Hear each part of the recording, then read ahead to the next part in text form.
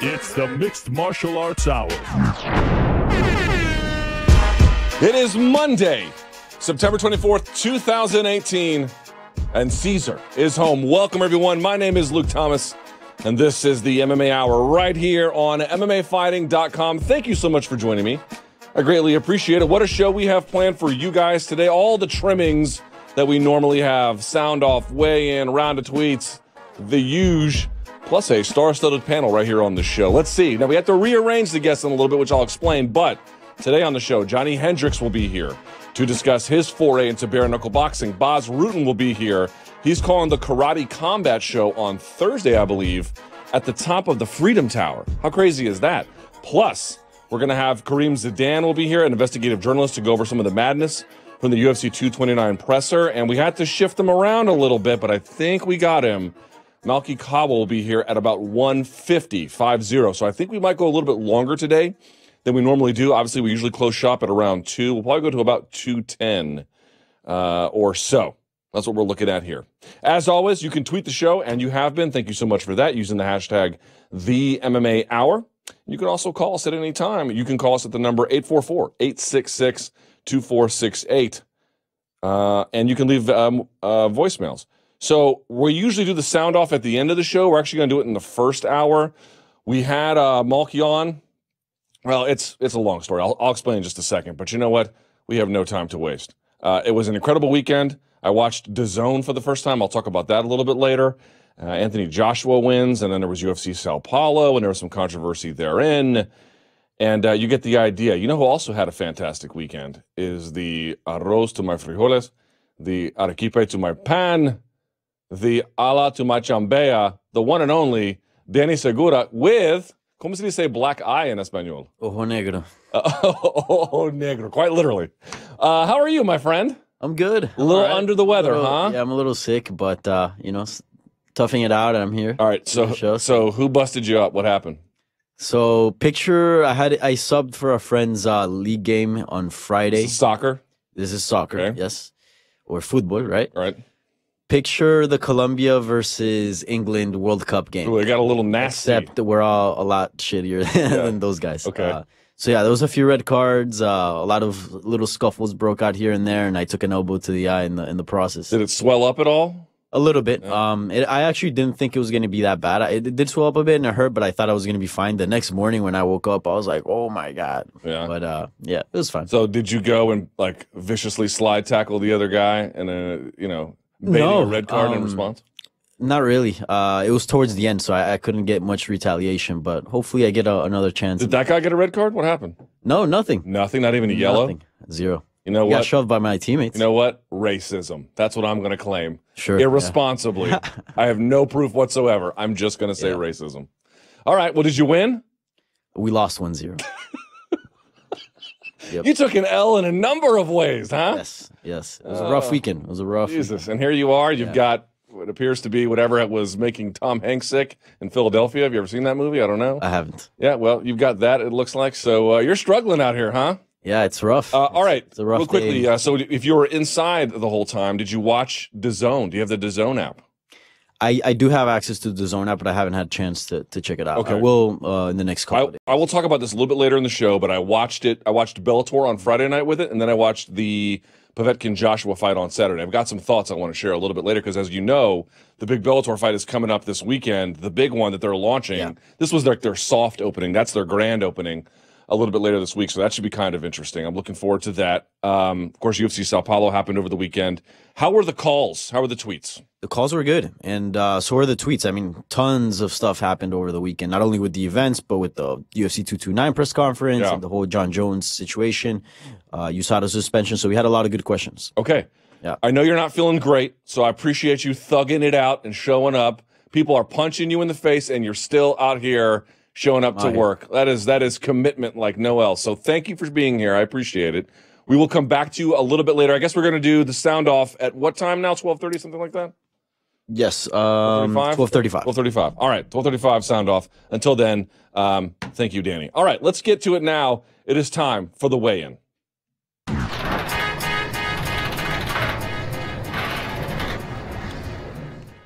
Time now for the weigh-in here on the MMA Hour.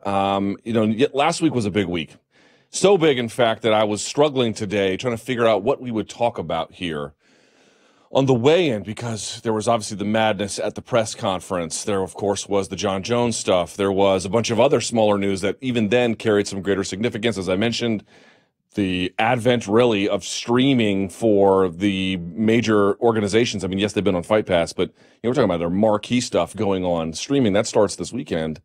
But no, that's not where I wanted to start this. And I know I harp on this topic, and I know a lot of people disagree, and that's fine. I expect them to. I am not running from this debate, but I am not going to ignore it either. Do you know what today is? Yes, it is Monday. Yes, it is the 24th of September, but more than that, do you know what historic milestone that we have stumbled upon? Maybe you do, maybe you don't. It is the 30th anniversary of what is known as the dirtiest race in track and field history. This is when Ben Johnson, in the Seoul Olympics in 1988, ultimately, we know the story about who won, but then 6 of the 8 competitors, including him, eventually tested positive for some kind of banned substance. Now, all a bit of a different circumstance, but you had 8 finalists in that race. I think it was the 100 meters, and 6 of the 8 finalists all eventually had some kind of testing issues to answer for. And it's known as the dirtiest race in track and field history. Now, why is that relevant as I rub up against the mic like a stripper on a pole? The answer is that here we are 30 years later, and I would ask you to consider, what have we accomplished? Where are we with anti-doping? How successful has this effort become? I know these questions are uncomfortable, and no one appears to want to ask them except for me, but I am fine to carry that mantle. Have we won yet? Better question, are we even close? I would humbly submit to you that 30 years following what was one of the major catalysts for not merely a frenzy around anti-doping, but frankly, some kind of substantive change, at least in theory, 30 years later, we are basically no better off. There's no evidence to conclude we're in any ways better off. None. And I know that's a very uncomfortable feeling. I know that we have all been bred to believe that those athletes who use are dirty and that those who don't are clean, and that there's such a thing as the rights of clean athletes, which there's no such thing because they are in direct contravention to the right of human privacy, so therefore they cannot possibly exist. I grant you that breaking rules is making sport hard to follow and for some hard to stomach. We can all agree that rule breaking should go away. But what I cannot abide by is folks not staring this issue in the face and recognizing the facts for what they are. We are on the 30-year anniversary, and we are not one iota closer to solving doping, or frankly, in any way noticeably, meaningfully reducing it. Now, maybe it's not quite as rampant as it was on that day, but has it really changed? Can we really say the games have been cleaned up? Can you really say that the technologies used and the practices used as they apply to not merely Olympic Games, but other sports that are relevant, in this case MMA, that they are really, truly effective? 1% of all tests have adverse analytical findings. 1% 30 years later. There are estimates done based on confidential surveying that up to 40 and potentially 60% of athletes use. And you're catching 1% of them. Ladies and gentlemen, I've been trying to explain this to people, and they just don't want to listen. But hear me out. Testing catches people who are either accidentally using, not good at hiding their cheating, or some combination of the two. It is not entirely, but primarily theater. Or at least, I won't say primarily, a good chunk of it is just theater. All the big busts come in the way of investigations. They come in the way of research. They come in the way of whistleblowers. They don't really come in the way of testing, not anymore. The drugs are to designer. There are ways around the testing, even with questions about whereabouts programs. People have gotten better at using, and they've gotten better substances, to help them get better at using. It's just a reality. It's just a fact. You can skip your whereabouts programs requirements a number of times before you're even in violation. You can microdose. You can find ways, like Marion Jones did before there was a whistleblower, to just use something they don't even have tests for. And this goes on and on and on. And I see the same responses over and over and over again. No, what you need to do is come up with punishments that make people so unwilling to use it that they'll stop, or they'll see the horrors happen to somebody else, and eventually this will truly deter us. Right. It might deter some folks. It also might deter the audience from showing back up after you irreparably damage the sport. That's what it might do. Did you guys see what happened in Russia last week? All the news was about Jon Jones. All the news was about the 229 presser, but something happened all the way over in the Seychelles. Did you guys see that? Essentially, Russia was reintroduced to the community of nations. USADA was allowed to begin to test their athletes again, despite all the warnings from watchdogs that this would be a terrible thing for world anti-doping. And why? Why would WADA want to do this? The parent, essentially, organization of which USADA is a signatory, where the prohibited list comes from. Why would they want to do that? Because in the answer, like Thomas Bach of the IOC said, and like essentially other figures at the top of WADA have said, not in these terms, I am to a degree borrowing here, but they have basically said they don't have the stomach for it anymore. What is the major complaint that Travis Tigert, the head of USADA, has had about WADA? That its structure creates for a conflict of interest. Yes, you have the governments who are funding money on the one hand, and they want to see anti-doping really work, and then you have the sports federations on the other hand who don't want to see it, and that creates the conflict, and that's why you're not getting optimum results from WADA. 30 years later, I'd just like to point out they now have all this architecture, and they're no closer to making any kind of progress. But more to the point, what does that tell you when people who are running the IOC or people who are running the sports federations don't want it anymore? It's not that they don't want anti-doping at all. It's that they don't want this. They don't want this anymore. There's no way for it to meaningfully work, maybe at all, but certainly not under the current system. You would have to have truly draconian punishments, truly, for there to be any real possibility of deterrence, at which point you are going to catch people who are important to the sports, and their absence is going to cause a problem. And you could say, oh, what about the rights of clean athletes? If they run into your rights of privacy, then they're not actually rights. Sort of God-given, inalienable. They don't exist. It's not possible to have this panopticon of anti-doping that's required to really stamp it out without substantively and meaningfully running over the rights of athletes in terms of their privacy. Period. It's not possible. One necessitates the disappearance of the other. And where that line is drawn, of course, is an important debate to be had. But where it is now, which is still already pretty invasive, where you're watching Tim Kennedy shower naked in front of a tester, where people are parked outside your house at 6 a.m. like some creep, that's not enough. It's not even close to enough. You'd have to go significantly further. Why are we bringing all this up? Because I know we're going to have Malki Kawa on a little bit later. We had the Jon Jones news. People can think what they want about Jon. They really can. And I'm not here to debate too much about what people want to say in terms of their overall picture of Jon. Here's what I am going to say.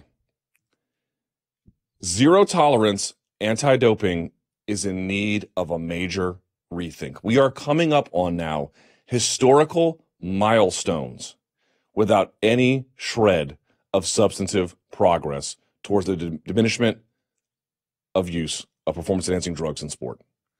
30 years later, here we are, still dealing with the same kinds of issues, and frankly, even worse. There's actually more drugs now than there ever was before, and more varieties. It's happening over and over and over and over and over again. Here is what we need. We need the athletes to have some kind of fighters union to develop their own policy in concordance with either USADA or UFC. But in the absence of that, we just need to wake up a little bit and smell the roses. What does the NBA have? What does the NBA have? They have the laxest testing policy in all of sports. And number one, their audience doesn't care. And number two, it gives everyone inside just enough freedom to use without being idiots. Yes, a couple of guys get caught here or there, but they never really had a major scandal. Because what they basically do is they put a lid on the pot and they said, if the crabs want to fight it out in here, it's fine. They don't really care anymore. That's what it's about. And you could say, well, look, that might be fine for the NBA. Their fans don't care. Maybe their athletes use, maybe they don't. But that can't work in fighting because fighting is different. Look at all the damage that might be happening. Can anybody sit here and tell me with a straight face that MMA is safer today? Did you see what happened with Eric Anders collapsing like that and his corner dragging him over? Like, I mean, he was a lifeless heap of almost nothingness, and his corner was dragging him here. And you're worried about whether or not someone was on EPO maybe at some other different bout? Let me get this straight. You can't figure it out in tennis. You can't figure it out in golf. You can't figure it out in basketball. You can't figure it out in baseball. You can't figure it out in soccer. You can't figure it out in football. You can't figure it out in table tennis. You can't figure it out in diving. You can't figure it out, frankly, even in cycling. You can't figure it out anywhere, but all of a sudden fighting is going to be different. Why? No, it's not. It's not going to be different at all. In no way, shape, or form will it be different. It'll be the exact same scenario. Because in the end, all these people chirping about how they're so mad at Jon Jones, maybe you are, but you can't really meaningfully claim to be upset if you're still going to watch all of his fights. You can't really claim as a journalist that you're super mad at Jon, and then you show up and you provide coverage and you do interviews with him. Because I don't believe you. That's really the only way to show that you care. Oh, well, I care, but this time I'm going to pay for the pay-per-view, or this time I'll show up. Then you don't really care. Nor do I expect you to. It doesn't make any sense to care. We're 30 years in since that date. Actually, it goes back to 1968 if you really want to talk about amphetamines and cycling. That's how long this nonsense has carried on for. And here's the truth, and it's uncomfortable, but I don't know what we're going to do because the dog finally caught the car on this one, folks. We thought we wanted it, and I will raise my hand. I was guilty about it, too. I kind of thought it's what we wanted as well. Because TRT and all these arguments about how, oh, my God, my endocrine system is failing me, and you just felt like you were rolling your eyes because how could this possibly be true? How could that be true? And it wasn't, right? It was clearly an abused system. And we thought this is what we wanted. But the truth is, human beings don't ever learn the easy way, dude. We always learn the hard way, and we thought we wanted it. But you don't know you don't want something until you've tried it. And sometimes that means trial and error. But here's the problem. There's one really powerful argument about USADA, super powerful, which is that if some catastrophe happens, God forbid, if some catastrophe happens and somebody gets hurt, maimed, God forbid, dies inside the octagon, and one of the competitors, either one, frankly, tests positive for anything, the UFC at least has some insurance to say, look, we did everything possible. I grant that that's actually a pretty powerful argument. If you want to argue that's the reason to do it, I'm not really sure what to say about that, to be quite frank. But it's got nothing to do with clean sports. It's got nothing to do with the cops and robbers headlines that everyone loves to consume TMZ style. And it's like catching the tiger by the tail. Well, you caught it. Now what are you going to do from it? How do you back out of that? I don't know. I don't know the answer.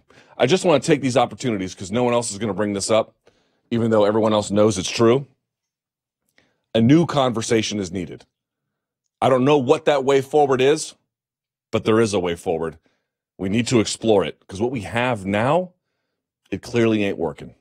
Not for you, not for me, not for the athletes, not really for anybody other than maybe the sanctity of the reputation of the anti-doping agencies. All right. With that out of the way, let's go to our first guest. This gentleman retired from the sport, but he is not going away. He is going to be taking on Brennan Ward November 9th at WBK FF1 Rise of the Titans. He's one of the best welterweights to ever do it. Joins us now via Skype. Johny Hendricks is here. Hey, Johnny, how are you? Doing great. How are you doing today? I'm doing quite well. Johnny, where do you join us from? Where are you right now? I'm from Texas. I'm in Texas right now. That's the beautiful part of now not doing MMA. I get to do boxing. Texas is a big state for boxing, and I'm able to get a lot of good partners. Okay, so let's talk about this. Why did you retire from MMA? Well, one of the reasons was because I think USADA is a great thing for the athletes because it's making people be clean, right? I took 26 tests, never failed one of them. But so that was in 2 years. I took 26 tests, never failed one of them. But what hurts the MMA aspect of it is that you can't IV back. So I'm a bigger welterweight. I walk around at 210. I've done that since I was 19 years old, walk around at 210. And whenever the IV always brought me back, it helped me get back to life, helped me get back to where I didn't feel like I cut weight. And once USADA came into the play, you had to walk around. I'd had to start walking around like 190 at best. And as you can tell, I do carry a lot of weight. So, I have a family. I love being with them. And that's sort of one reason why it just made it that much harder to make weight at 170. So, but why not stay in MMA and then just do 185 in MMA? I know you did it a little bit there, but I guess the question is, why leave MMA altogether? Well, because be the best. Okay, I'm just not in the sport to just be in a sport. Does that make sense? I can do other things. If I'm going to do it, I want to be the best. And I know welterweight is that's where I should be. Now, if they got, like I said, I love the fact of USADA. And I like that you do the random drug testing. I just wish that they have a lot of people that show up at these meets. If you want to do an IV, have them test you every day. I'm perfectly fine with that. You show up on Monday, you get tested. Tuesday, you get tested. Wednesday, you get tested. Thursday, if you have any P left, you can get tested on Thursday. And then they're there testing the IV bags. They're doing everything like that. And I think you can bring back IVs because I think there's a lot of people that really used the IVs to help them fight better. And once you took that away, you started seeing some of these guys, they either had to move up or they stayed at their normal weight and they didn't perform like they used to. How much better did you feel using the IV? Is there any way to let the audience in on that? Can you describe how much better it was for you? Excuse me. I always I tell everybody, go run 26 miles, take an IV. The next day you're going to be sore, but guess what? You feel like you could run again. It's an amazing thing. We always got all the vitamin, all the minerals that you're pulling from your body, irons and stuff like that your body really needs to compete at a high level. Definitely whenever you're fighting in the UFC, you need those back in your muscles. And that's, like a perfect example. Without them, I think I was fighting at maybe 50%. With them, I was fighting right around 90% because my body was able to recover after that hard weight cut. Is there any way to assess maybe what kind of damage you've done from the weight cuts? I talked to Chris Lieben one time, and he told me the weight cuts just really butchered him. I know, by the way, he's competing on the same card as you. Well, you know what? So after the last time I fought 170, my kidneys shut down. I ballooned up. So I walked, I fought on Saturday. On Sunday night, I got home. I was 219. And I blew up like a balloon. And my doctor was like, hey, you need to go to the hospital. I was like, I know exactly what's going on. My kidney shut down. And I guess it went on for about 4 or 5 days. On Thursday, they rebooted, and whenever that happened, I went from 219 to 199 in like 24 hours. Oh, my God. And I didn't work out or nothing. And then that's whenever I was like, you know what, I'm going to kill myself if I, with IVs, and that's the thing is with IVs, the damage that you do by cutting weight, it helps you not kill yourself. Because like I said, all that stuff that's important to your body, you can't get it back in 36 hours. You can't get it back in 48 hours. But with an IV, it goes straight into your veins. It goes straight into your muscles, in your organs, and it sends it exactly where it needs to for you to recover the best it can. That's why in every sport, what do? In every sport, if you're hurting or you're this or you're that, they give you IVs. They're a huge part. And, I remember back in the day, I like to take them on Wednesdays. I'd take like a half a bag on Wednesday, just so that way it'd keep me from getting sick. It kept me from, it helped me where I could train harder on that. So on Wednesday, I would start fading on my training, and then I would take an IV bag in the middle of the day. I could train hard on Wednesday night, Thursday, Friday, and it was like a brand new me. Let me play devil's advocate, if I may, Johnny, and I'm sure you've heard these. We've talked about this before on my radio show, but some folks, they're going to point to the fact that once USADA came around, your performance at MMA kind of dropped off.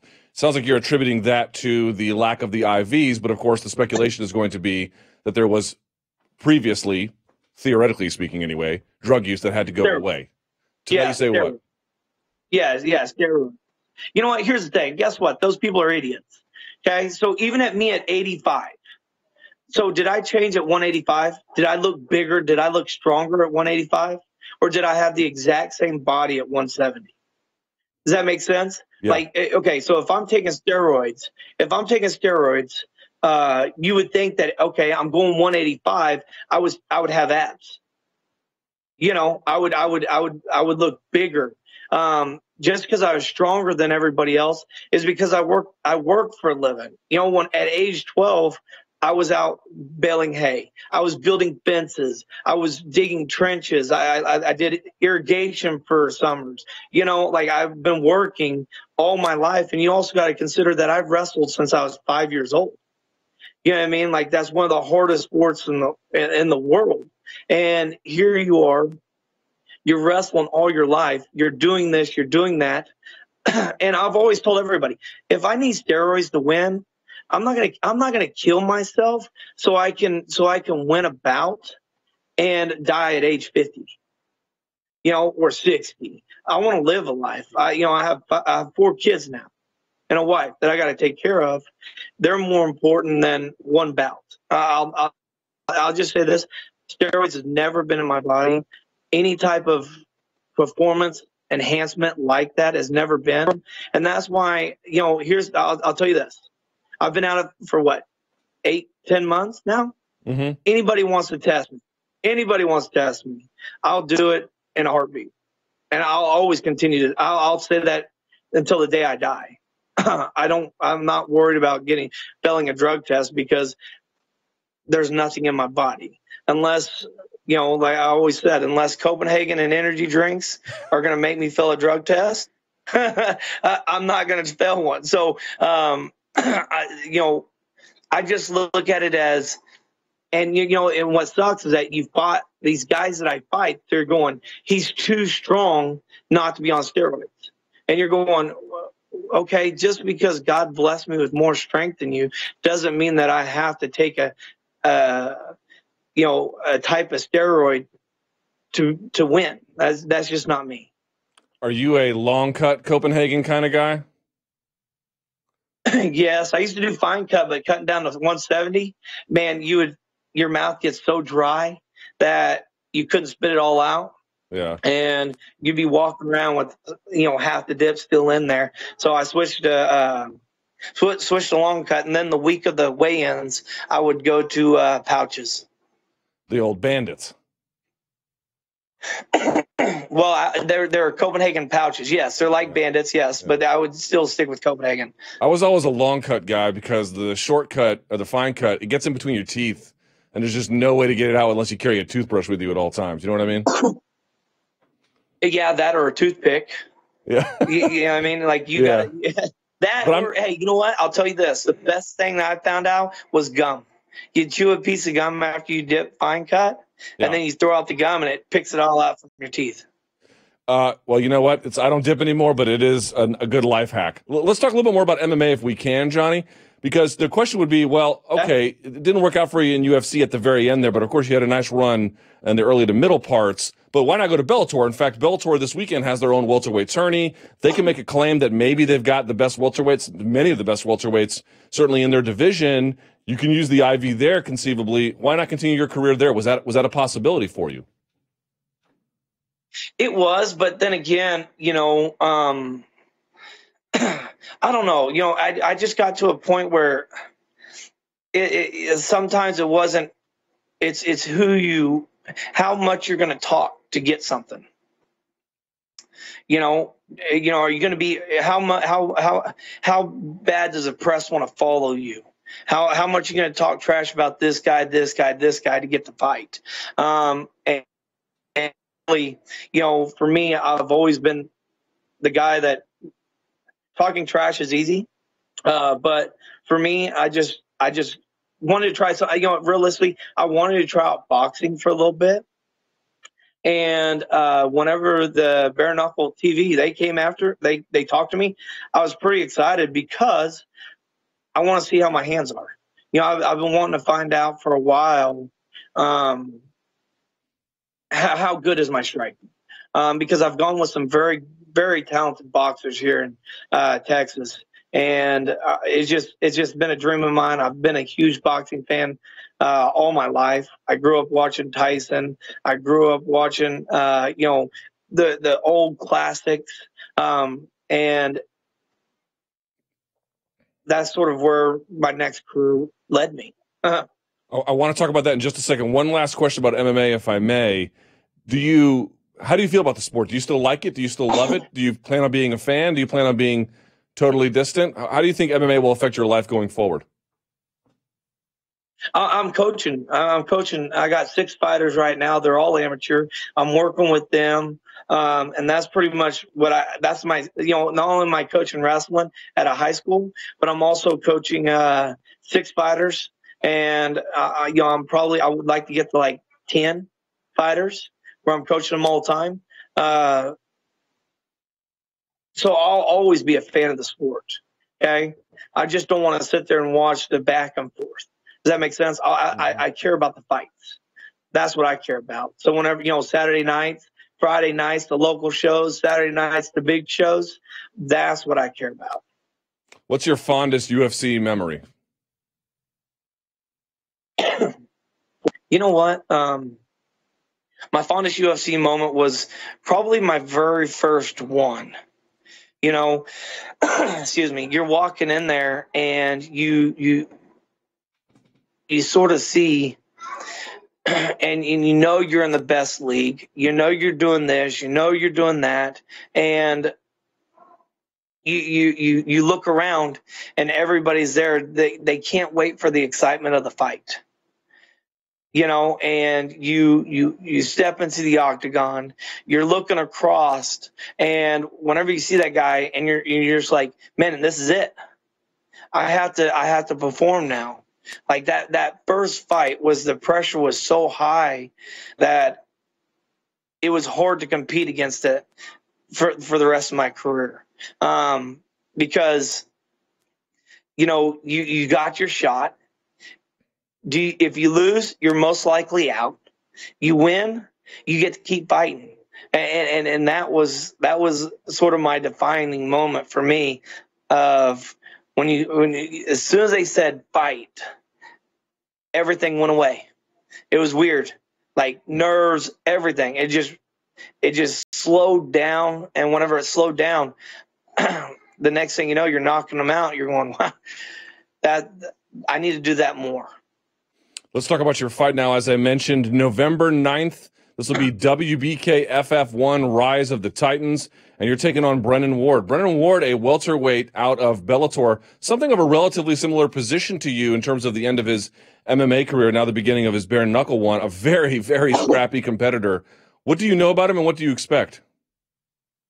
I don't know a whole lot of him. I'm gonna do some. These next couple of weeks is really what I'm gonna start doing. Is I'm gonna start focusing, getting a game plan together. I know that he is, like you said, on his tail end, just like I am, or I was. He's also, he's gonna. I think what's going to happen is he's going to be looking to land that right hand, just as I'm looking to land my left hand. The only difference is that with bare knuckle, you can't throw as hard as you want to. It's about accuracy. And that's what really makes me excited about this, because I am a very accurate puncher. You know what I mean? My accuracy is very well whenever it comes to seeing where the punch lands, where it needs to land, and sort of what comes next. And with my partner, or with Tony Cabello, this is what he's done forever. You know, he grew up boxing. He's a boxing coach. Now it's about sort of getting it done and moving forward. I hear the little one in the back. I won't keep you too much longer, Johnny. Just want to know, are you hoping? Are you? I know you're hoping to win, because why else would you competing if you didn't want to win? But more than that, are you looking to score a knockout? Which I know every fighter is, but I mean in this sense, given that there were so many questions about the disappearance of your knockout power in the latter stage of your UFC career. You know what? The reason why my knockout power left is, all right, so if you are sitting here doing this and this and this, and you're knocking everybody out, right? Let's say you're knocking everybody out. What are they going to start worrying about? Are they going to worry about my wrestling, or are they going to worry about my left hand? You're right. So everybody I started fighting, they would circle to their right, and that would stay away from my left hand. But with MMA, you can't just charge in there because they're 4-ounce gloves. You got to worry about knees. You got to worry about kicks. There's a lot that plays into that factor. Where boxing, I can still use my power. And also, with that being said, is that nowadays there's so much footage. And you also got to think, all right, Robbie used to knock people out. He doesn't do it anymore.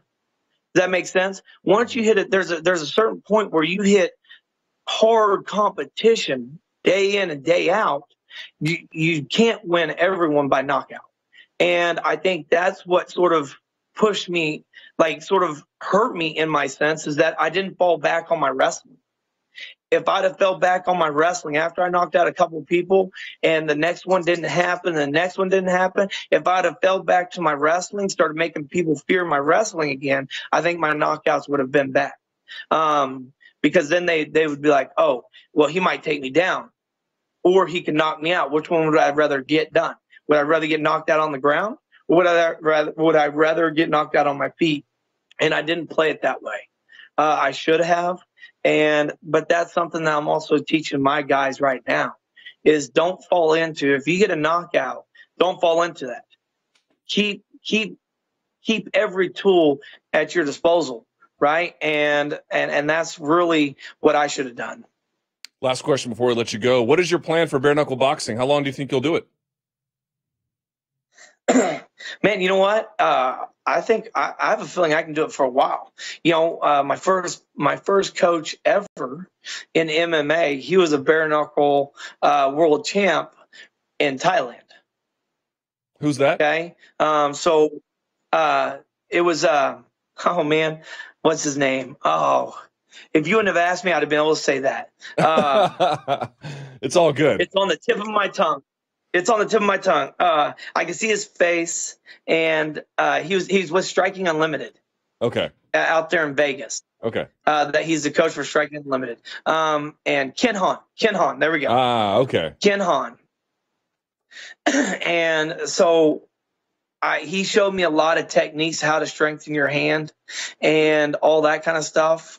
Also how you can actually punish the body, and where to hit on the arms, this, what to look for. So I'm sort of going back to that stage as well. You know, where to hit on the arm, how to make sure that, like, you know, after the first round, let's say it goes past the first round, that he can no longer use his right arm. You know, because it hurts too bad, or his left arm, because I keep punishing it the way that some of the game plans that I have in my head already. Those things can help. Fair enough. Well, as I mentioned before, November 9th, WBK FF1 Rise of the Titans. This will be live on pay-per-view as well as Fight TV. It's going to have Johny Hendricks versus Brendan Ward, Sean Merriman, the former NFL player, versus Mike Bork, Chris Lieben versus Phil Baroni, a $100,000 lightweight tournament, and a whole lot more. Johnny, always appreciate your time and your candor, and wish you the best of luck on November 9th. Thank you. Thank you, and y'all have a great day. You too. There he is, Johny Hendricks. Our friend Grabaka Hitman on Twitter said he was one of the best welterweights of all time. Folks got mad at him for it. I don't know why. He's absolutely correct. All right, we have a limited time to do this, so let's just get to it now. It's time, ladies and gentlemen, for me and Danny to do the sound off.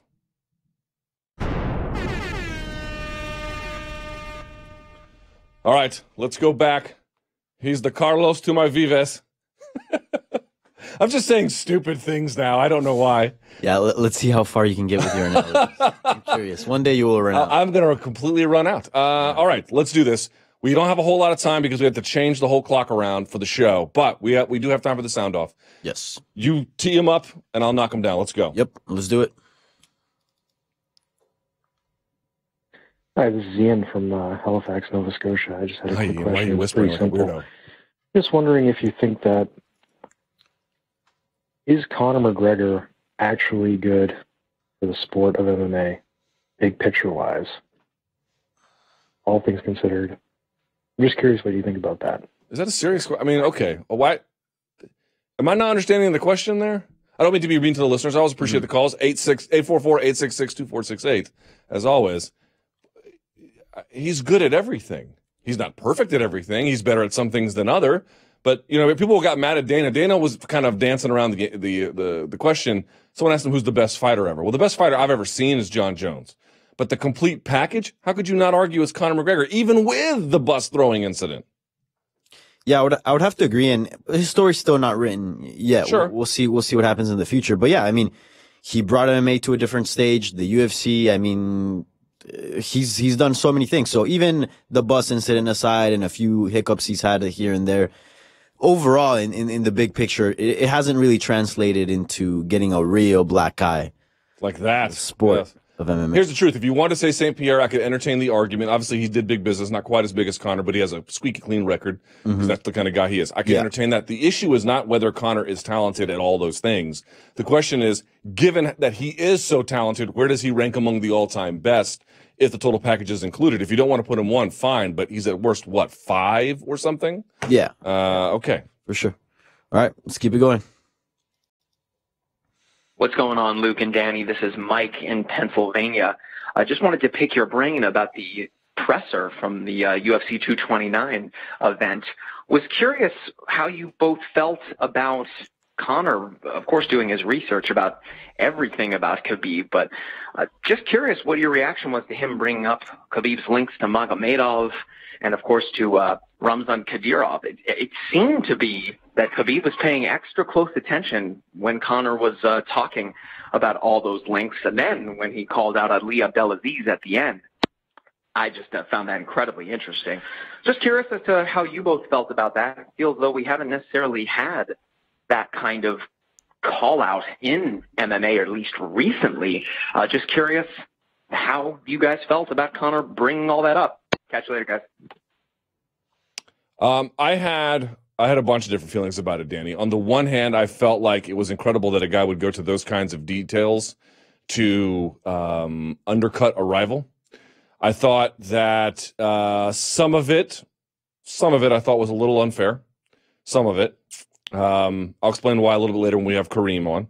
I thought, here's what I thought. If you just go after Khabib with, oh, you didn't get off the bus, you shit on the bus, you know, you're a coward, you can't fight, or you die for ankles, you won't affect him at all. It won't have any effect. However, if you start going after his life associations, particularly those close to him, I think he will be more affected by that, and that's why he's doing it. Because frankly, and I'm going to bring this up with Kareem a little bit later, you know, Conor took a picture with Vladimir Putin. It's not like his record is squeaky clean either, but that never got mentioned because I think defensively, Khabib found himself on the back foot a little bit there.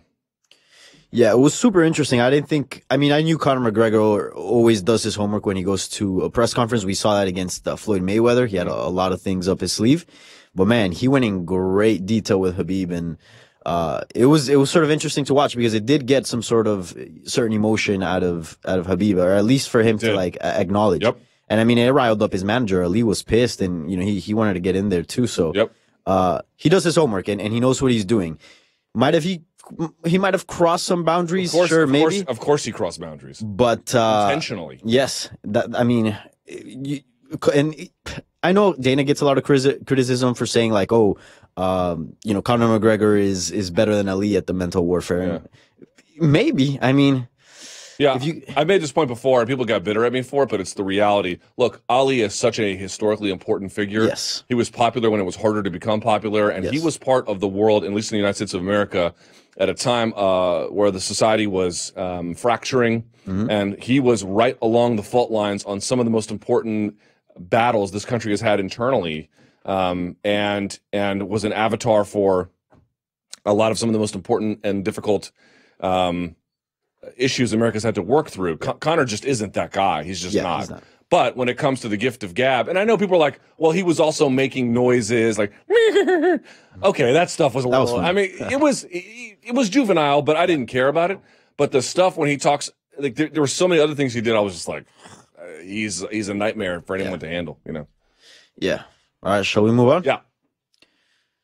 So this is from someone who took a different approach at you know, digesting Conor McGregor's comments at the press conference. All right.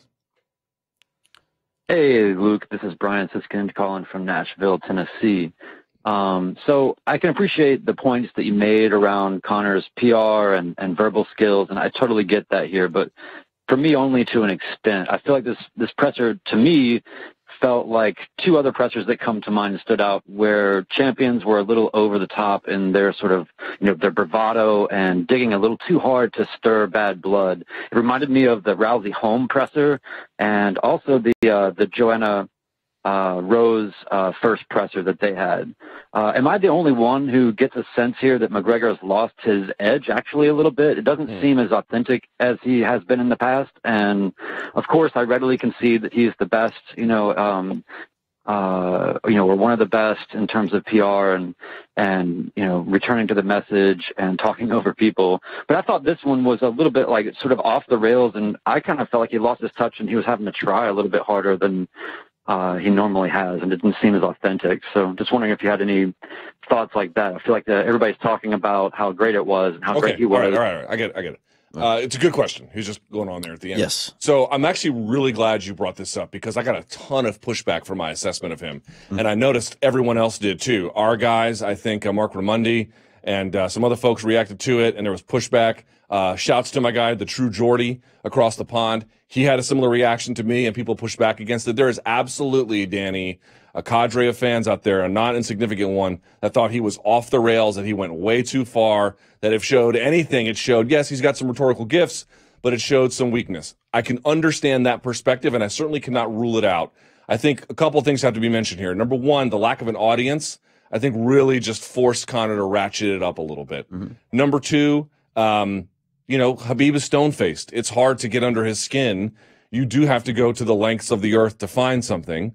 So I think that also enabled it. But look, man, I mean, what do you want me to say? Do you want me to say that Conor McGregor recognizes that he's in the fight of his life? Because I think he recognizes he's in the freaking fight of his life. He has not fought MMA in 2 years. He fought a boxing fight 1 year ago, which probably won't help him very much, substantively anyway, in this contest. He's got a guy from a part of the world where they eat glass for breakfast, who is undefeated, who has just the skill set to give him problems. There was no audience there. He's trying to launch a whiskey line at the same time. Yeah, he probably felt it, man. He probably felt it. So for me, I can understand that perspective, but I guess it's one of those Rorschach tests. Did you see a guy panicking, or did you see a guy, yes, maybe going to, 11 or 12 on a dial of 10, but was still basically who you thought he was? I tend to lean towards the latter because I really want to stay out of these, well, who won the press conference? That's a proxy battle for the fight. Sometimes it is, sometimes it isn't. Yeah, and it's also Conor McGregor is always evolving, and not only with his fight game, but also the way he carries himself. If you look at the very first press conference he had in the UFC, is much different from all the others. And sure, there's still obviously some personality of Conor McGregor within all that media that he's done, but he's changed over time. So I think this is just part of the evolution.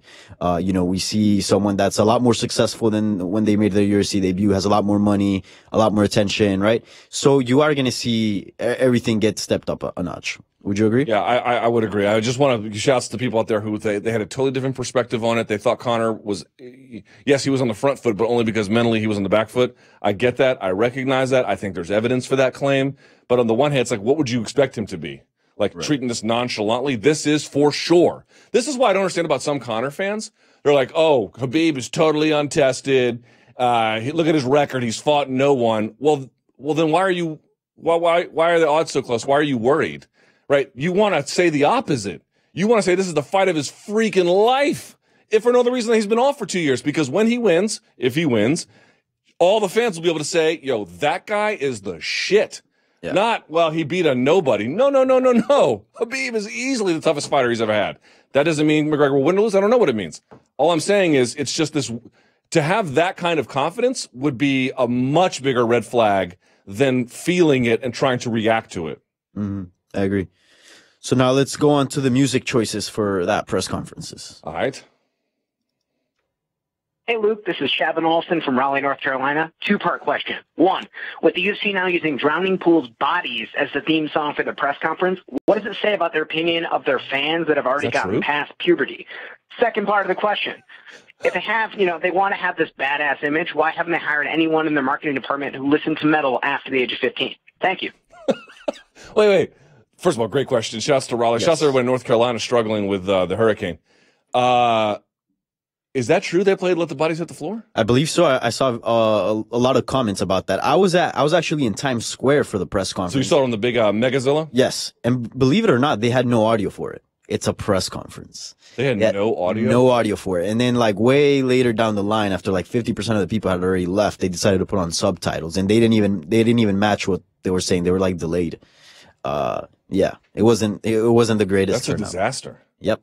Well, people are still going to watch the fight, but yeah, people were still wondering. Like, people would ask me, like, "Oh, what is that? What's going on?" Because there's still two guys arguing, right? In the big ass screen, liquor and everything. Yeah. By the way, did you not look for a proper 12 over the weekend? Oh, I did. So I did too. I could not find it. I couldn't find it. So when we get some, we're going to try some on the air here. Sure. All right. In any case, in purpose of journalism, right? In any case, here's the thing. It's like, how is this still a thing? Right? Do you know anybody that listens to Drowning Pool at the Bodies Hit the Floor? Do you know anybody that does that? No, and I'm glad I don't. I mean, I didn't listen to it when that was like a new song, much less a dated song. I don't know what to tell you, man. I've been fighting this fight uphill. I have been pissing into the wind about their music for I don't know how long. It's like I'm going to a Dying Fetus concert at the Gramercy Theater in less than a month. You're not going to tell me I don't love metal. I love metal. I love metal a lot. But if you love metal, how is it you ended up on the ass end of metal that no one can reasonably defend other than it has recognizable power chords for people who read at a 5th grade level? Like, I don't understand what the issue is here. I mean, we are one step away from just being unwitting juggalos by being, subject to this punishment by this music. If they need some metal recommendations, boy, it's not hard, dude. It's super not hard to come up with some. Yeah. I mean, even just, put in some hip hop in there, change it up, right? Like, who the hell listens to Bodies? Like, does anyone even have that on their Apple Music list or Spotify? Like, it's just amazing at the choices that the UFC makes. It's one thing about is it bad or is it good? Right. And that's a debate that in some ways is hard to have because it's so subjective. Right. But there's no arguing about the datedness of it. Yes. These are not timeless Led Zeppelin classics, man. This is not When the Levee Breaks or something or Let It Be or whatever, man. This is Octopus's Garden at best. And not even that. I really don't get it, dude. I have fought this fight and you're not going to win this argument based on merit. Because merit wins it easily and it never works. So, and in a way, it has like this. It brings this image of like cage fighting. Yes. It's just. I think we're past that. It's 2018. Like it's not 2009. We make fun of juggalos. We are juggalos. We just didn't sign up for it. All right, let's move on. You know what a juggalo is? Yes, I do. Yeah, right. Let's talk about UFC 230, which there's still tons of questions around it, even though we learned more information about it. Right? Yep. Hi, Luke. This is Gabriel from California. I think I called maybe 5 minutes ago.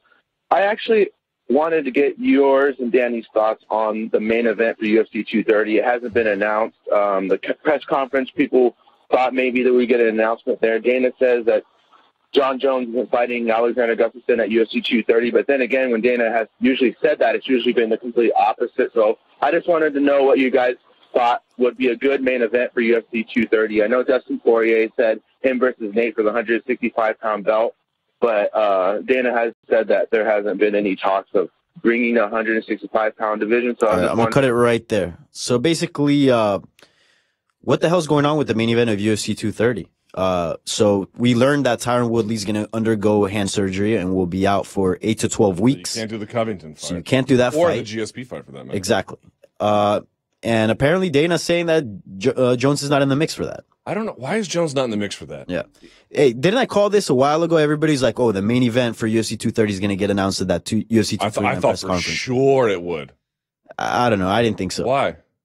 I don't know. I just had a feeling. And it's just like everything's so centered around Khabib and, you know, Conor. I didn't think they would throw anything in there. I mean, look at like Pettis and Tony Ferguson is on that card as well. Has it ever got mentioned up? Nothing. Well, they don't need to sell that part. I mean, sure. It doesn't make sense to focus on it, even though I know that might hurt the feelings of certain people. I understand, but it just realistically, you have a certain amount of dollars. They should go to the main event. That's true. But I mean, we're what, 6 weeks away? What's up with the UFC? I thought for sure. Here's the thing. Here's one thought I had. I was like, well, John will be available to do it, but they don't want to do it because they want to save face, right? Oh, it would look so bad if right after he got suspended or the suspension ended, he would be on there. But I'm like, if you're just going to end it at 15 months, who gives a shit? Just put him on there. Like, what's the better one? And I got to tell you, man, how do you think those other people on the card feel that they're going to be going to Madison Square Garden and they don't even know who's going to be at the top of it? I bet you that there are some hard feelings about that down the line. That's just a guess, but I can't imagine that Poirier and Diaz just love the fact that they don't know, or maybe they're fighting at 165, or maybe they're not. Maybe it's for a title, maybe it's not. Maybe it'll be, well, it was going to be Colby Covington, maybe. Now it's not. Here's my own, I don't know who else you can do at this point, honestly, except TJ versus Henry Cejudo, which is a fine main event, I suppose, but this late promoted, and it's a fine fight. I'm not going to bag on it, but I don't know. It just feels lacking in a way. It just feels, you know, cobbled together. Right. It feels like it's a fine fight on its own, but the way in which it's being packaged, it just feels like, you know, here, this is what you got, you know, take it. You know, it feels rushed. And the worst part about it is that this card is getting so much negativity. But if you actually look at it, it's a fantastic card. Maybe the best card of the year. Tell folks. I mean, we got Dustin Poirier, Nate Diaz, Luke Rockhold versus Chris Weidman, Jacare Souza versus David Branch, Derek Brunson versus Israel Adesanya, and the list goes on. Fantastic card. Yeah, it really is. And people keep asking, and I don't know what the answer is. Yeah. Let's fire in one more if we can. Cool. So I'm going to give you one more, and I'm going to get the guest. Okay. So this is all yours, all right? Hey, Danny, Luke. My name is Anthony. I'm calling out of Northwest Nevada. Just had a quick question regarding Nate Diaz versus Dustin Poirier. Just kind of wondering where you guys both stand on that fight. Who do you guys think is going to win, and so on? Do you think that his output, that Diaz output, and the pressure that he puts on people, do you think that's going to stifle Poirier and maybe finish him or get a decision, or do you think Poirier has the punching power and the determination to stop Diaz? We know how durable the Diaz brothers are. So I'm just kind of wondering where you guys stand on that. Appreciate it. Great question. Apparently, I've always been mispronouncing Nevada. I've been calling it Nevada, and they get real bitter. Apparently, it's Nevada. So shouts to everyone in Nevada. I love this fight. I love this fight a lot. It made a lot of sense for me that when Diaz came back for it, you know, because Poirier is the more active, obviously, and I would argue probably better all-around talent. But the specific area where he excels, the two areas I would argue, are also where Nate Diaz excels. And then they have sort of different concentrations of skill. They have different body types, which creates for different particular attacks. And I just feel like it is going to be a very, very close fight. It wouldn't surprise me if the time off maybe hurt Diaz a little bit. But I don't know. I kind of doubt that. I actually think it's a bit of a coin toss, to be totally honest with you, because I can see Poirier, if he really manages all the phases of the game and does a bit of what Rory McDonald did, which kind of make it a wrestling contest, kind of throw him around, stay out of trouble, don't stay in his range. You can do a lot with that. On the other hand, if Diaz is able to put the game where he's really good at, which is also, by the way, kind of in that boxing range where Poirier is really good at, it's a bit of a pick'em fight because then they're just going to be slugging it out, and then We know Diaz has a good chin, and he'll pour it on. It's a 3-round fight, but both guys are capable of fighting 5. Like, there are so many reasons to like it. This is one of those fights where it's like, I don't want to put a title on just to make a title, but if there's any way to make that fight 5 rounds, that would be nice. All right, let's go now to our next guest. I mean, there's a person on earth who doesn't like this gentleman, I don't know who it is. He's always busy in mixed martial arts, including this week when he'll be calling the fights along with our friend Sean Wheelock for Karate Combat. The one and only El Guapo is here. Bas Rutten, ladies and gentlemen. Let's go see him on the Skype. There he is. Hey, Bas. Hey, how are you? Good. Hey, Bas, I've always wondered, what is tattooed on your palm? Well, on this side, this means ki or chi. It's Chinese and Japanese, they have both the same kanji, and it stands for life force. And since I put that one on, I never lost a fight anymore. So I figured, hey, it works. So I gave myself a long life. This is a very old Chinese symbol, Shao. It's what it's called, and it means a long life. So I promised my kids and my daughters to become 100 years old. And that's why I figured, if this works, then maybe hopefully this is going to work as well. I'm going to be 100 years old. Fair enough. Well, I appreciate you making some time for us, Bas. Let's get right down to it. I know you've got a lot of things going on. I want to ask you about some headlines out in MMA and just sort of get your opinion about them. TJ Dillashaw, I know he comes from that Bang Ludwig school, and of course, Bang was one of your students. When you look at TJ Dillashaw, where do you rank him among the pound-for-pound best currently competing? Well, I would say top 3 for sure. I mean, the kid's unbelievable. Dwayne has been talking about it for such a long time against me. And when he started working with him all the way back at Alpha Male, he said, "Bas, keep your eyes on this kid. He's going to be a world champion." Everything I tell him to do, he does it plus even more. He's an incredible athlete, and he amazes Dwayne all the time. So, yeah, he's top of the list, top 3 for sure. Do you like the idea of him fighting Henry Cejudo? Yeah, I would love that. I would love to see what both these guys do. And he wants it as well. TJ is one of those guys who's super competitive. He just wants to fight everybody. Fair enough. Okay. A couple more things I want to go over before we get to some of the specifics you're involved in. Where do you come down on this whole Jon Jones USADA situation? Oh, I don't know. I didn't hear too much about it. I hear that, it's up. It was 1.5 years instead of 4 years, right? Yeah, 1.5, and then they bumped it down to 15 months. To 15 months. Okay. Well, good for him. But I don't know. I read some other things that he has to talk about other fighters who are using or something. I don't know what the situation is there. I was very busy last week preparing for 3 or 4 shows in a row now because I got to do a professional fighters league as well, one row after another constantly, and then now Karate Combat. And then in the end of the month, I have a seminar at Dwayne. So I've been on my computer preparing all these shows already because I know that once I start, I might not have the time anymore. So that's why I was online a lot. Fair enough. And I want to get to those in just a minute. But I guess as a broader question, do you think USADA has been a force for good in MMA?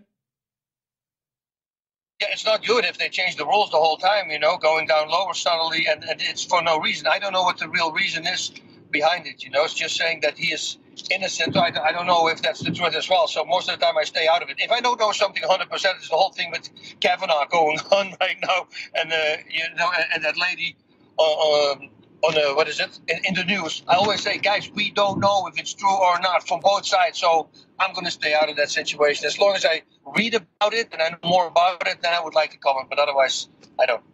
All right, and then you know what? We can skip that part. Okay, let's get to what you're talking about. Karate Combat. So this is crazy. This is going to be at the top of the New York City Freedom Tower, September 27th, right?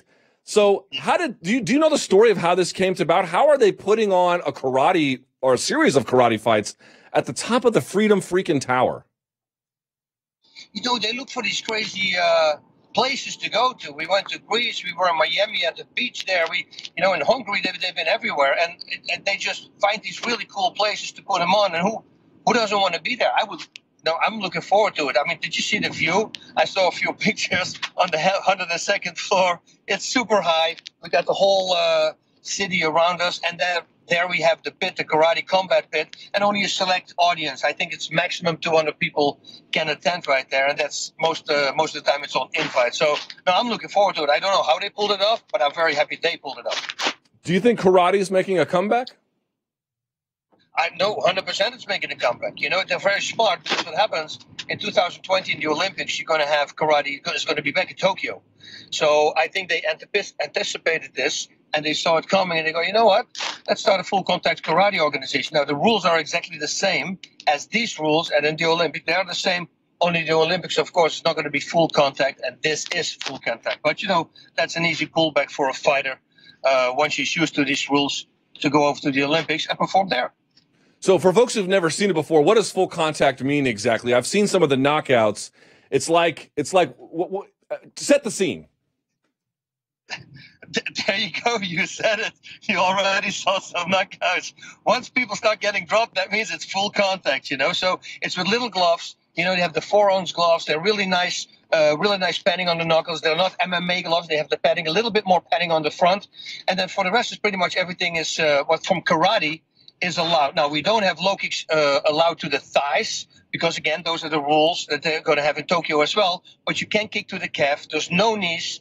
There's no short hooks. They try to keep everything nice and lengthy so the fighters or the people at home can see it more easy and can see the beautiful technique of karate. So long hooks, long straight punches, long kicks. They have everything, but no clinching. Once there is a clinch, you're allowed to take your opponent down. It needs to happen immediately, though. And then once on the ground and he's on his back, if he doesn't pull guard, so to say, or hold you, you are allowed to give 5 seconds of ground and pound to your opponent. And we've seen that a lot as well. And it's an explosive rule set. If you see it, if you see the fight, everybody till now seems to love it.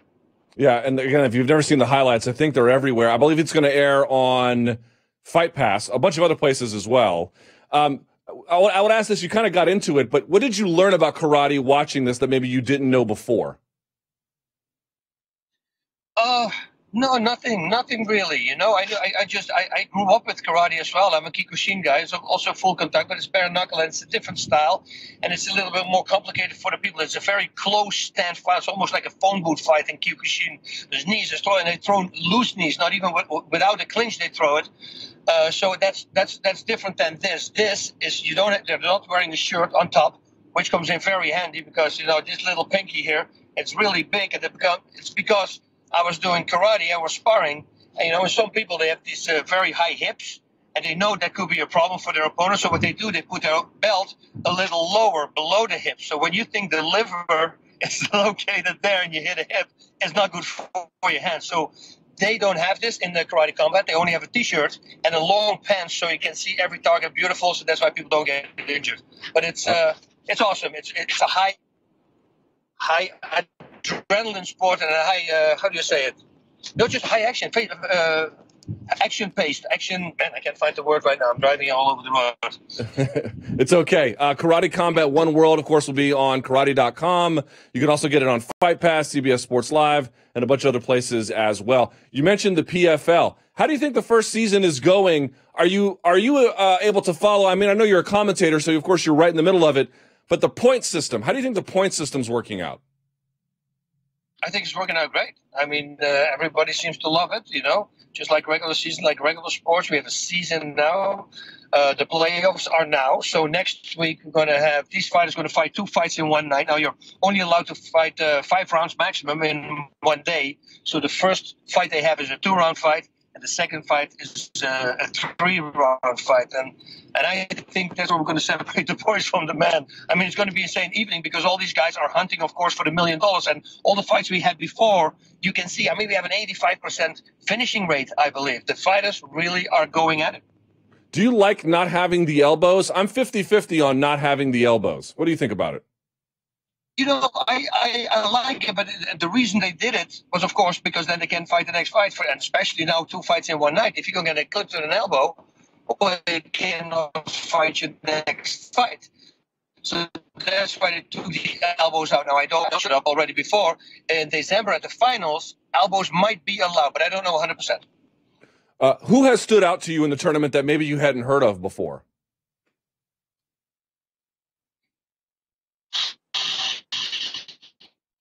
Andre Harrison. I mean, yeah, we heard about him, but when he comes in, the guy's undefeated. He's 16 or 17-0 right now. But everybody, it is such a crazy pace that everybody's fighting in on.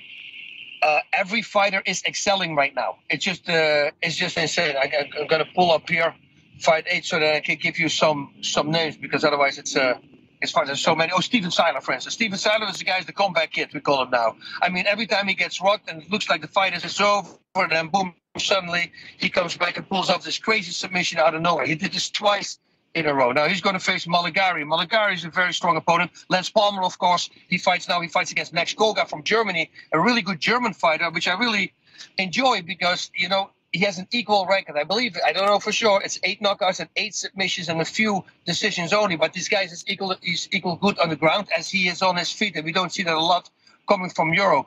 Andre Hersen already talked to you about, undefeated guy, but he's going to face Alexander Becerra. Becerra hasn't been, he had a very close fight in the past against Harrison. He lost, but then the last time he knocked somebody out with a flying knee, and I was interviewing him in the ring. And when I told him he was going to face Andre Harrison, he got so elated. I go, wow, this guy is really happy to fight the strong guy on the roster, apparently. Timur Valiev, I've been talking about him for a long time. That's an incredible talent. I mean, this guy's all over the place. You will never see him make any repetitive strikes. Like he throws a front kick, and then it's a high kick, and then it's a low kick, and then it's this and this punch. And it's constantly changing with this guy. Kelvin Tiller, the heavyweight. Man, I mean, he took Jared Rashol down. And then he was in side mount, and from side mount he made a 180 armbar. This guy's like 250 pounds, but the agility on him is crazy. He actually is going to face now again against the same opponent, Jared Rashol. Philip Lins, really good. Istrefi, very knockout guy. He just came out. Oh, he's actually in Caio Elankar, I believe, came in for that fight because the other one is injured. Now another fight, Jack May and Alex Nicholson. Alex Nicholson, those guys really don't like each other. I had a podcast this week for the PFL, and we had them both on the phone, and you should have heard them talking to each other. They really don't like each other, so I think you're going to see a very explosive fight there. So all these fights are just insane, and this is just the first card for next week. Yeah, of course, Friday, October 5th will be PFL 8. It'll be the featherweight and heavyweight tournaments. Then you got Saturday, October 13th, lightweight, light heavyweight for PFL 9, and then my hometown of Washington, D.C. for PFL 10 on October 20th for middleweight and welterweight. A couple more questions for you, Bas, and really appreciate your time. You know, I won't ask you to weigh in on the BJ Penn next fight situation, but I kind of want to know this from you. How did you know when you wanted to retire? Like, how did you know you were done? Well, for me, it was very simple. There was injuries. You know, thankfully that happened to me because I'm one of the knuckleheads also who's going to keep on fighting, and eventually you're going to hurt your record. Like, I'm very blessed with I didn't lose in my last 22 fights. That's a great way of getting out. You know, I tried one more time after 7 years in 2006, and I thought all my injuries were gone, which were for the first 4 weeks, and then they came back and then some. You know, so I had a lot of injuries, and thankfully that was, the Lord deciding that for me. He says you cannot fight anymore. So I didn't start fighting and losing fights against these young bucks because let's face it, man, these young guys right now, they're so good. They're so in shape. They know everything. You know, in my time, it was still guys. I was good on the ground and I was good on the feet.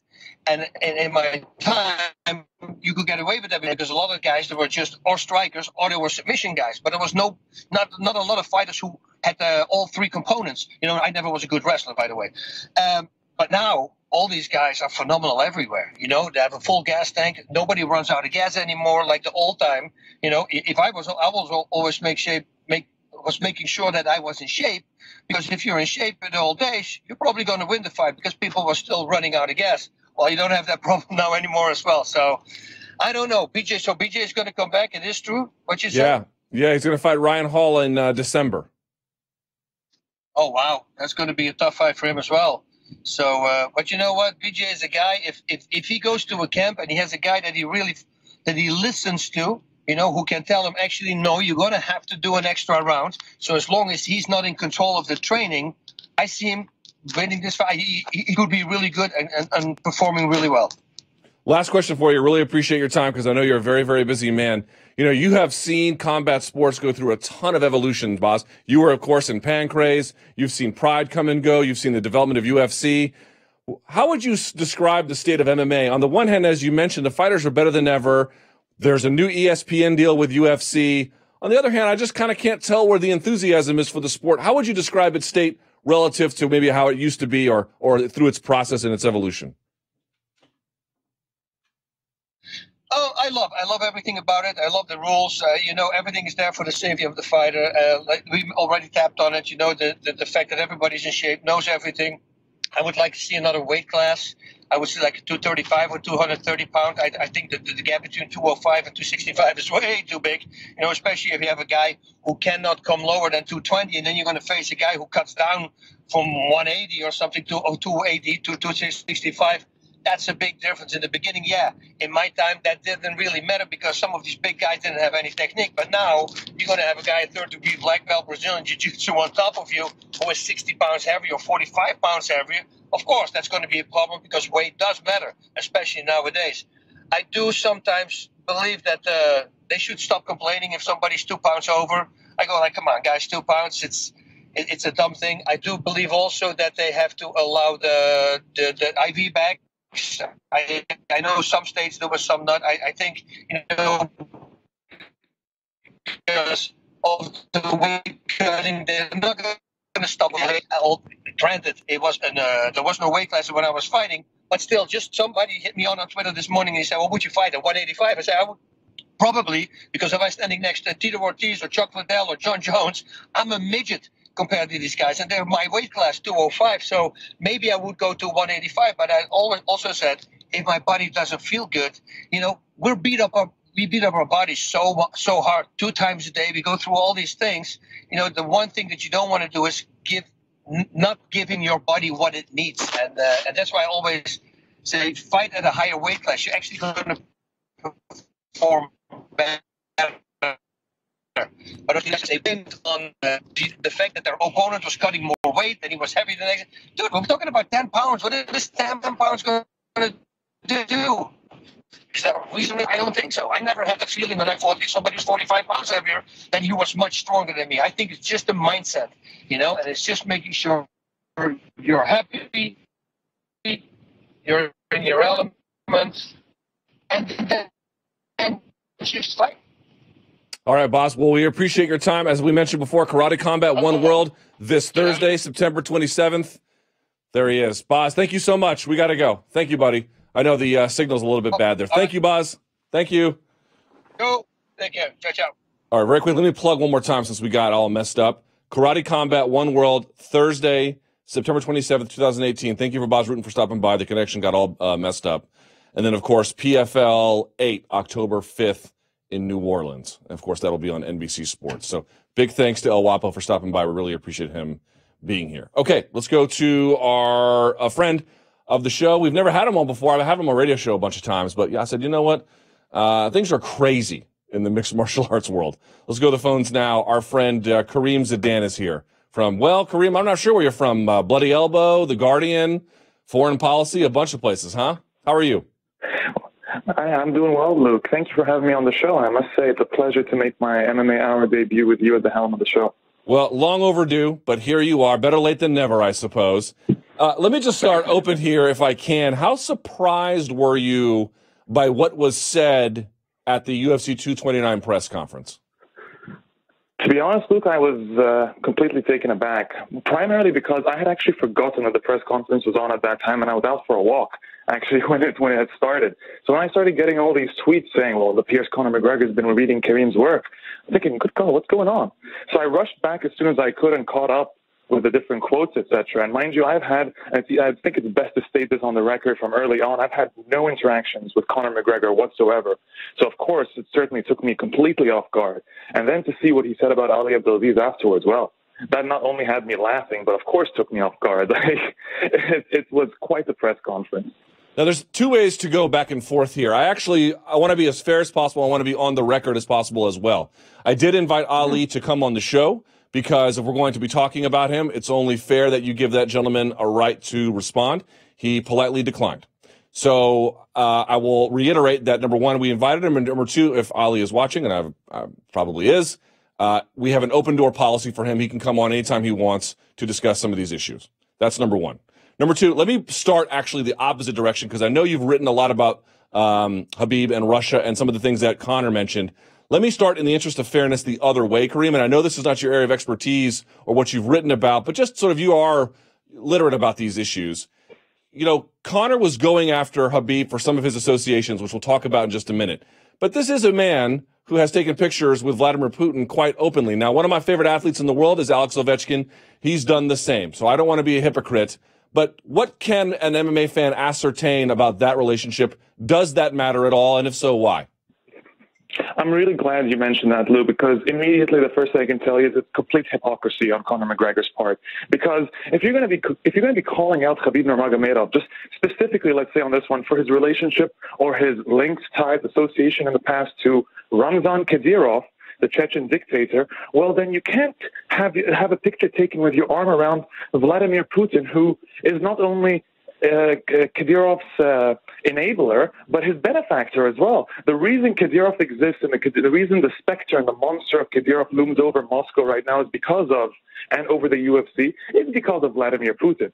So to take a picture with Vladimir Putin, call him a great leader, and at the same time insult Khabib or target Khabib for a relationship or whatever sort of links he has to Ramzan Kadyrov, well, that's just complete hypocrisy. And that should be noted. I mean, I noted it in my article when I did so. We'll be noting it again when we do a feature specifically on Conor McGregor, just like we did on Khabib Nurmagomedov, all in the name of fairness as well, as you mentioned before.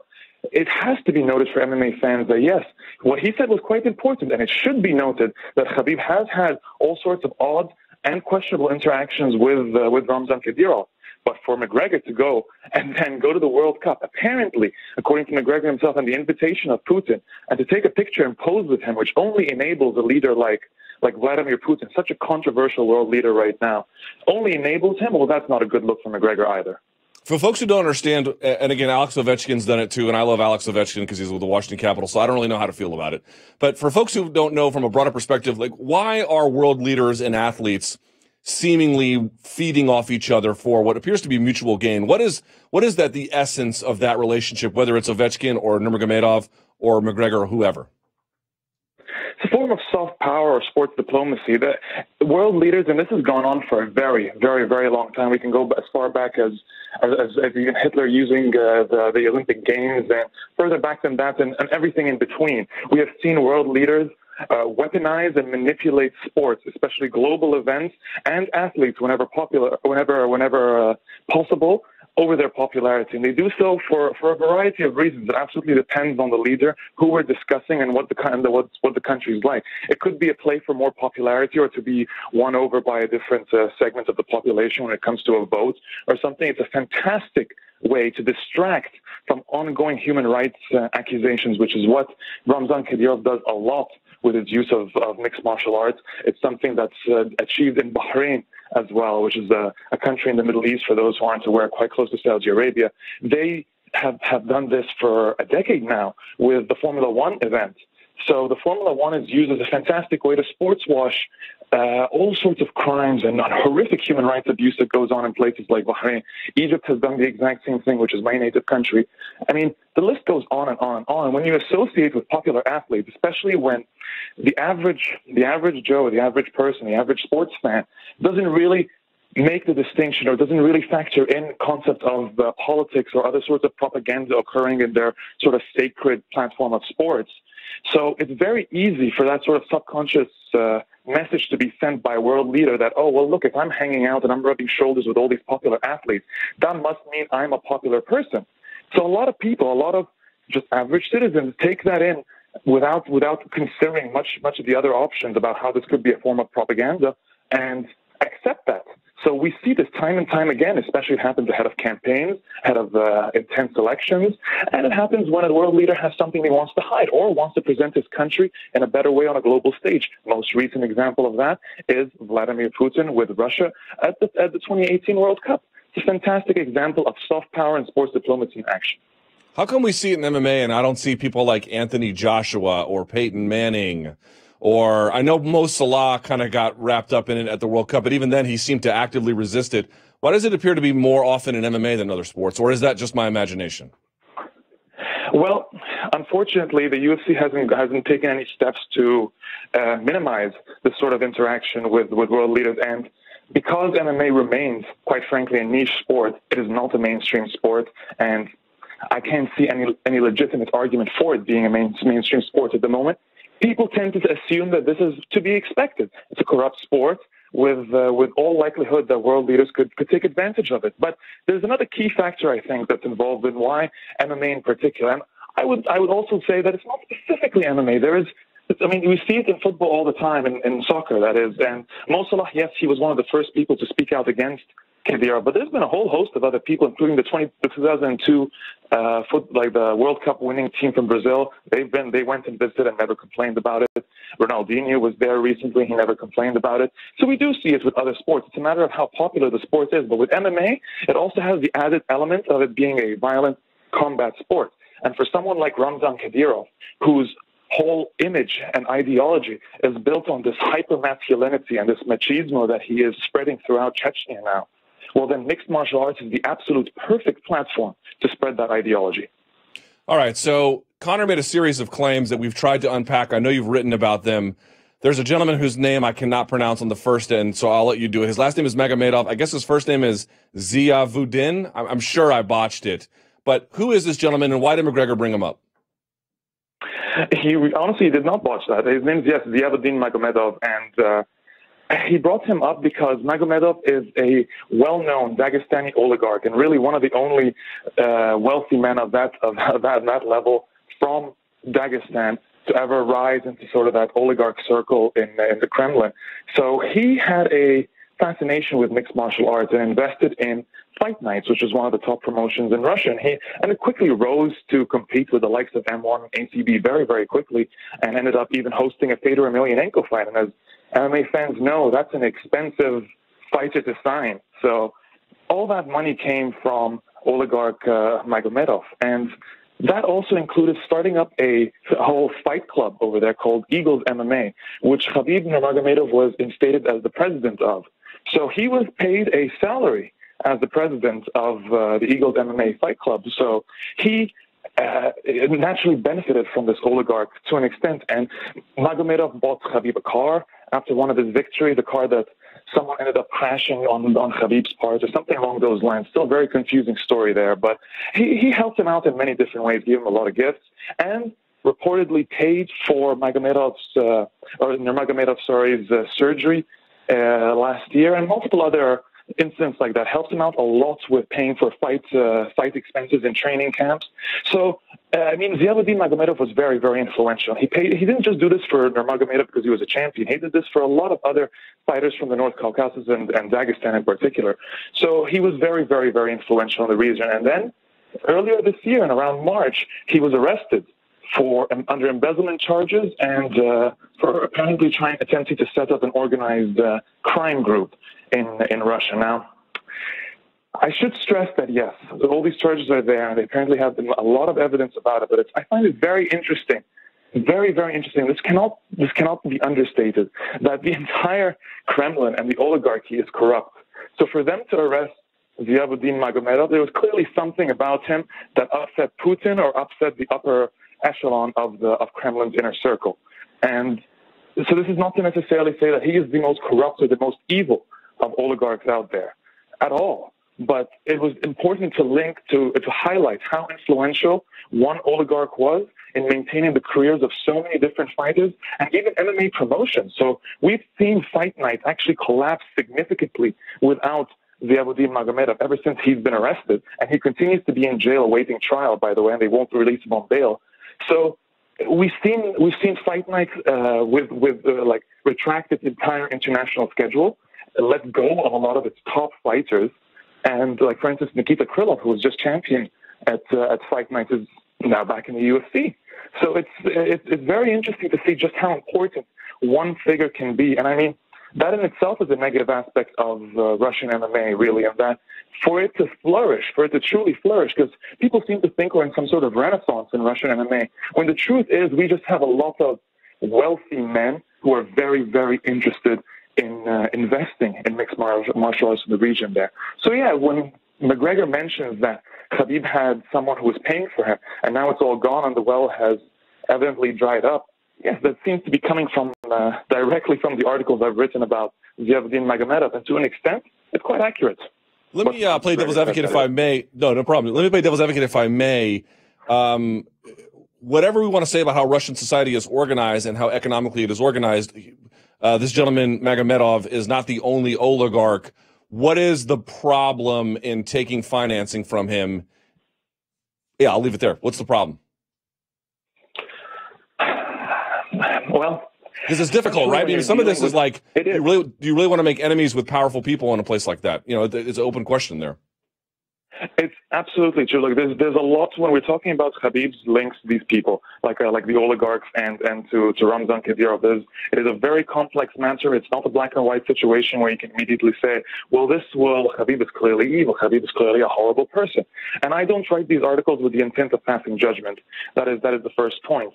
But for me, it is important to state these facts. It's important for people to understand and to be aware of how the fight game operates. And that even Khabib, a fighter who is at the height of his career right now in the UFC, required this level of support from an influential figure in Russia in order to maintain his career at the rate that he actually wanted. His training camps were paid for. He had surgeries paid for him. He had all sorts of help and backing. And I thought that was important to note. Now, it became a lot more significant to me.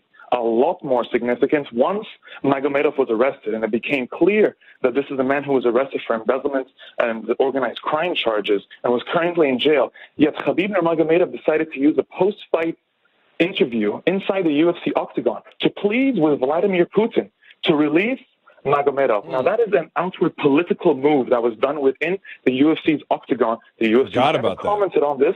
Khabib never commented about this. But it's important to note these things. It's important to note that a UFC champion just used his post-fight speech to plead with Russia's controversial leader. It's very important to note that. So it's clear that Khabib is using his power, his leverage, to try and influence the trial or the judgment that's about to be passed on Ziauddin Magomedov, who, as of right now, is guilty of certain, or at least is being charged with organized crime and embezzlement. So whether this for some people, it's immediately enough to pass judgment on Khabib. I don't think it is. It's not my intention. But like I said again, I'm here to state facts. And this is important. If it wasn't for me, nobody else would be writing this article referencing Ziauddin Magomedov. So somebody had to do it, Luke. Fair enough. There's other figures here in the interest of time. Let's move along. Now, you and I have talked about Ramzan Kadyrov a lot. You have written about Ramzan Kadyrov a lot. I'd like to focus the conversation because there's so many things we could say about Ramzan Kadyrov, but the way in which Conor brought it up was about his father, Khabib's father apparently, Abdul Manap, taking a picture, I believe at a mosque is what he said, with Ramzan Kadyrov. This is the one area where I have a fair degree of sympathy for him, not because I think highly of Ramzan Kadyrov, but because it just seems like if that guy says jump, you have to say how high for fear of safety. Or am I misinterpreting it? Kareem, you take this away. You are not misinterpreting this, Luke. This is one of those points where I thought, and this is the first thing that went through my head was, like Conor is messing with tensions and the geopolitical concepts I don't think he's completely educated on.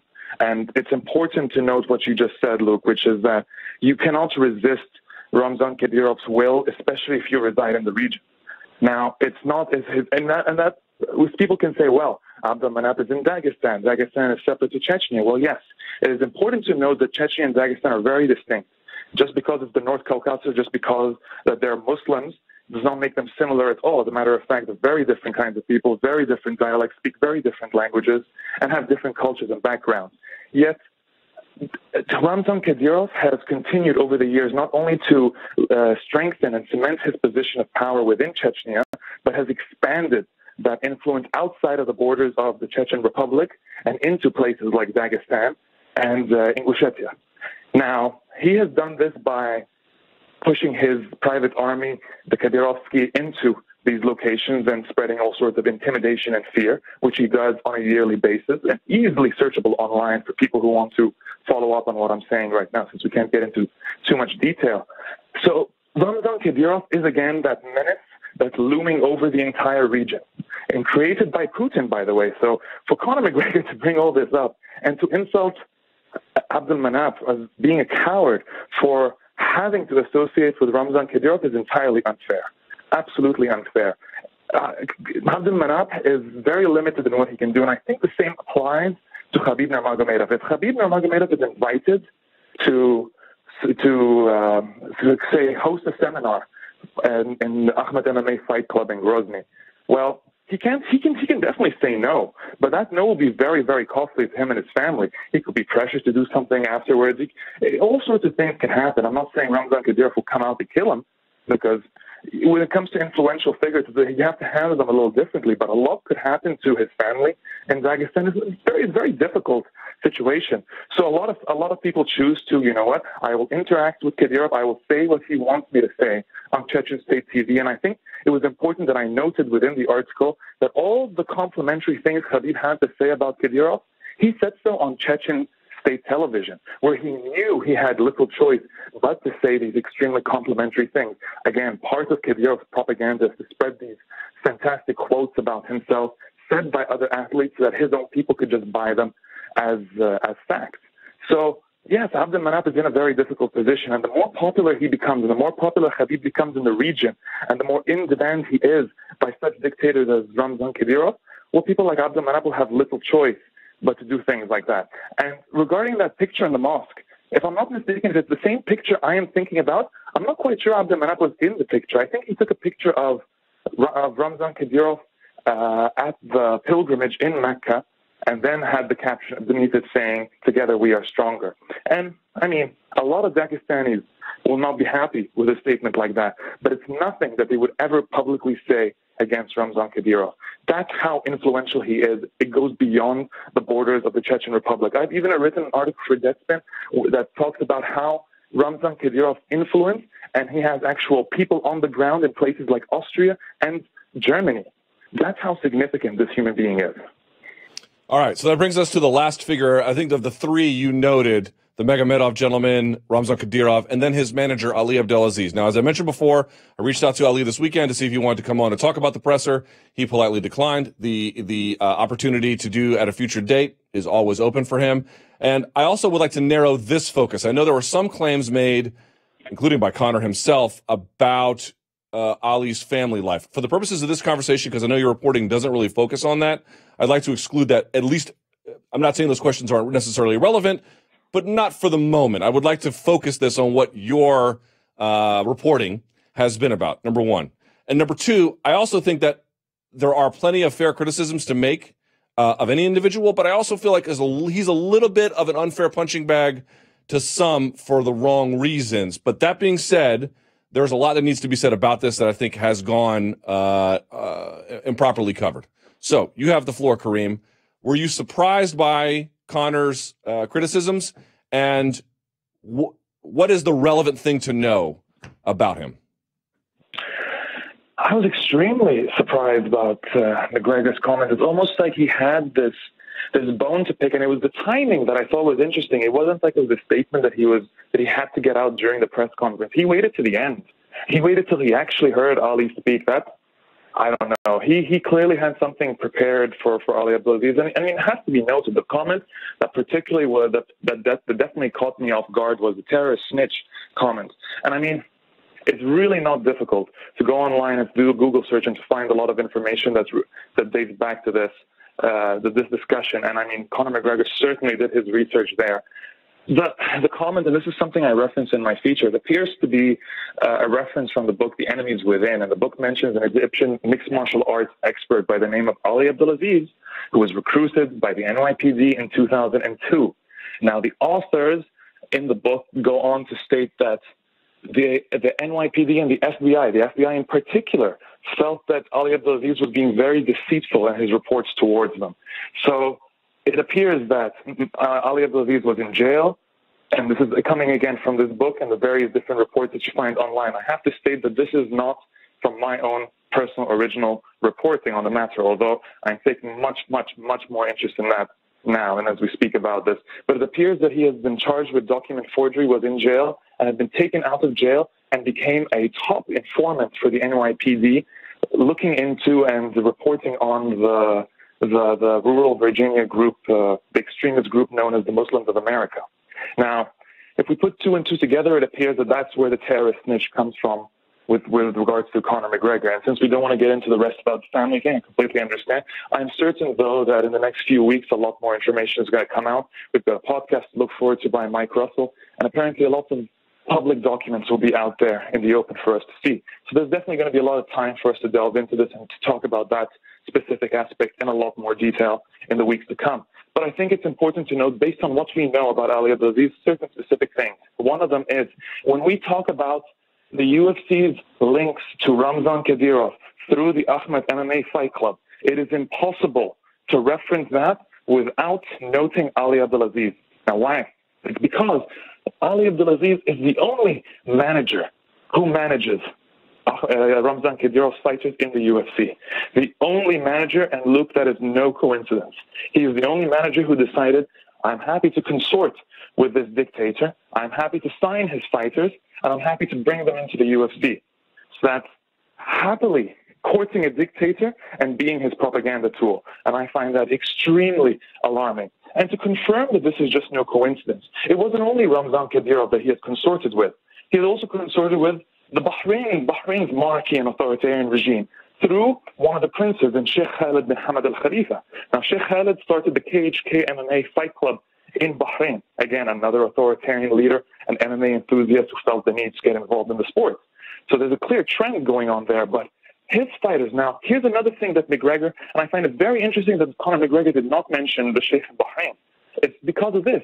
It's because there were several fighters from SBG who were actually also brought on to by Sheikh Khalid, and who ended up training and had a sort of a relationship going on. And there was John Kavanagh as well, was involved in this relationship with the Bahrain authoritarian regime through the KHK Fight Club. Now, I believe none of them are affiliated with the Bahrain anymore.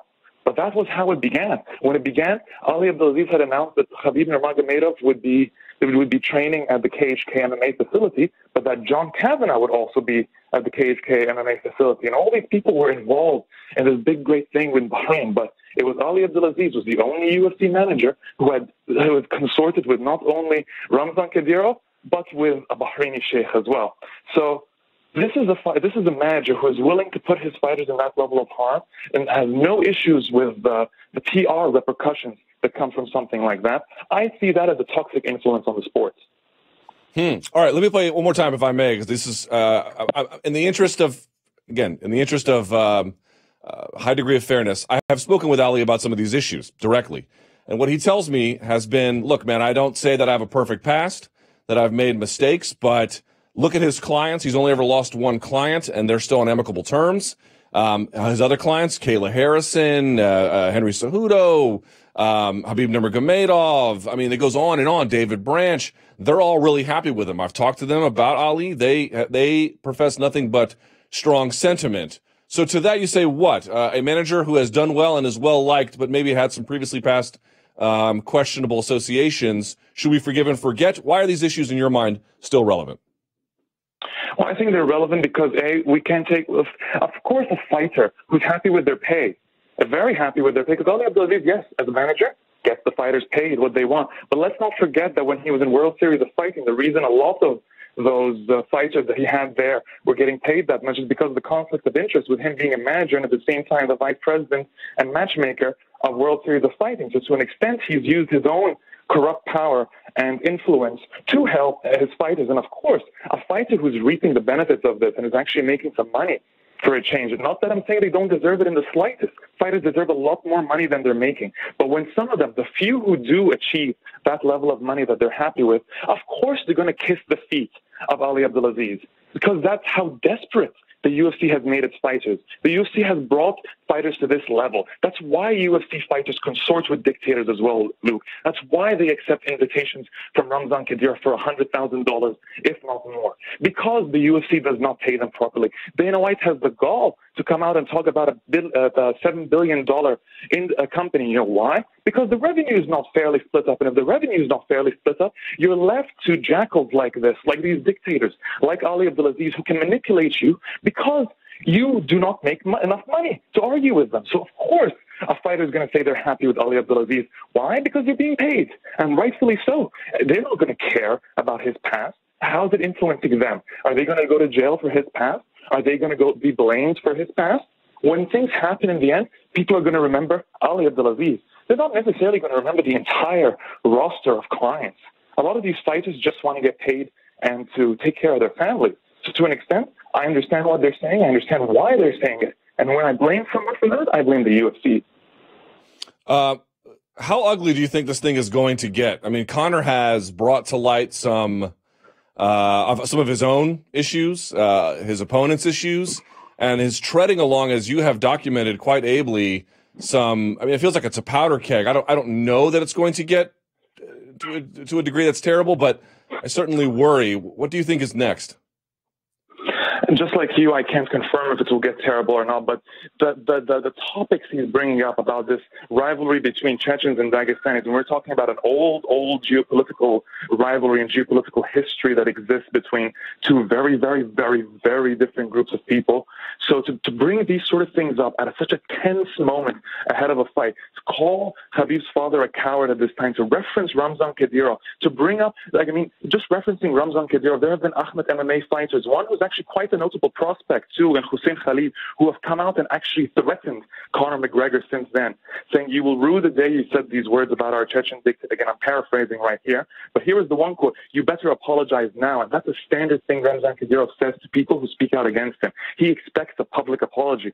If McGregor doesn't give that public apology, we could see tensions ramp up leading into this fight. We can see massive groups of fans from both sides at the event, and it could lead to violence, potentially. So, I mean, the UFC naturally is well aware of all this. Dana White has already stated there's going to be extra security at the event. But sometimes I look at all this and I look at what's happening and I come to the conclusion, is this all really worth it? Is it worth the risk that you're about to take? Is it worth the horrible PR and the nightmare this can cause if all these things that are referenced now come to a head at this event? We're talking about dictators involved. We're talking about old geopolitical rivalries here, Chechens and Dagestanis involved, and the Irish on the other end. And the really awful thing that's come out of this as well, Luke, is the amount of Islamophobia and just pure ugly racism I've seen on my timeline since. Whenever Khabib is mentioned now, there's so much that goat shag and all these horrific things that are being said. This is also what McGregor's press conference has brought out of people. So it's just going to get extremely ugly on so many different layers in the next few weeks. Well, you're fun to talk to, Kareem. I know. This is all I care about is the fights. And here comes Kareem being like, everyone's connected to dictators, right? Well, I'll tell you what, Kareem, you're a brave guy. You do reporting that, let's just call it like what it is. Basically, no one else does, right? And it's important, and I think that it is fair, and it needs to be heard. So you can follow Kareem on Twitter at Zidan Sports, and yeah, man, I look forward to seeing what's next. And thank you for your time. Thank you for having me on, Luke. And yeah, like you said, I'm looking forward to what's coming the next few weeks. To say that McGregor and this whole UFC 229 event has given me more work to do than I think I have actual time to write articles in. Well, if anyone's up for the task, it's you. Thank you, Kareem. Thanks, Luke. Take care. All right. Good Lord. Who knew? Who knew, man? You just sign up to be an MMA journalist, and you think all you have to worry about are, hey, who's got a better double leg, man? And then dudes start gallivanting around the world with, freaking crazy people, world leaders, and the whole thing turns on its head. And sometimes you just can't believe it, right? I mean, I think that's the reaction from a lot of people. So we'll continue to follow the story and see where it goes from there. All right, so I believe we are finally going to get our last guest of the day. We're going to extend the amount of show that we do to accommodate this gentleman because he had some things that he had to rearrange, but he will be joining us in just a moment. I believe we're going to have Malki Kawa on via Skype because phone. Because, Jon Jones had a big week last week, which means Malki Kawa had a big week last week. And, we all know Jon won't talk to me, but Malki might. So hopefully we can get him on here in just a second. Man, after a Kareem Zidan interview, I need a cigarette, and I don't even smoke. Yikes. It's good stuff, though. If you haven't followed Kareem, I don't know what you're waiting for, right? Zidan Sports. And, he calls it like it is, but I don't think he's an unfair guy at all. But it's deep topics, man. Super deep topics. So, all right. Let's put that out of our heads for just a second if we can. Waiting on one, Mr. Kawa, keeping me at bay like a Heisman. Waiting on him now. What's the most important question to ask Malki, right? What was the last year like? I mean, there's so much to get to. You know what I noticed as we wait for him to come on? I saw in the aftermath that people were upset about the punishment inconsistent standards, or at least the perceived inconsistent standards. But they were more upset. I even saw people outright saying, like, I don't even really care if he used, and this is all alleged or perceived. It's just the flipping on people. That's what they really cared about. So we're going to talk to him about that now. All right, joining us on the hotline now, our last guest of the day is the manager to Jon Jones, longtime confidant for the guy. Malki Kawa is here. Hi, Malki. What's up, buddy? How you doing? Long time no talk. I know. Well, you guys have been in the bunker, but I guess I can understand it. Thank you for making some time for us. Let's get right to it, man. What was the last year like for you guys? You know, it's a good question. It was actually a very rough year. It's a very rough year. And I mean, listen, it was a rough year. And you know, when you say for you guys, I'm assuming you're asking me about Jon and stuff like that. But yeah, you know, I mean, it was a rough year for us when it came to Jon, because there was a lot of work that went into this thing with USADA and all this other stuff, and there was a lot of other things that, just a lot that went into this whole thing. So, but it was a good. I mean, it ended up working out all right. So I can't complain. It's just that, you know, you got to deal with the emotions sometimes of a client and the things that they go through and the ups and downs of what happens, and that's kind of like, you know, that's kind of like where we're at with this whole thing. Like what happened this whole year is just a lot of things behind the scenes that people didn't see, and so it was rough. It was rough for Jon, and you know, it was rough for us because obviously, you know what I mean, we dealt with it.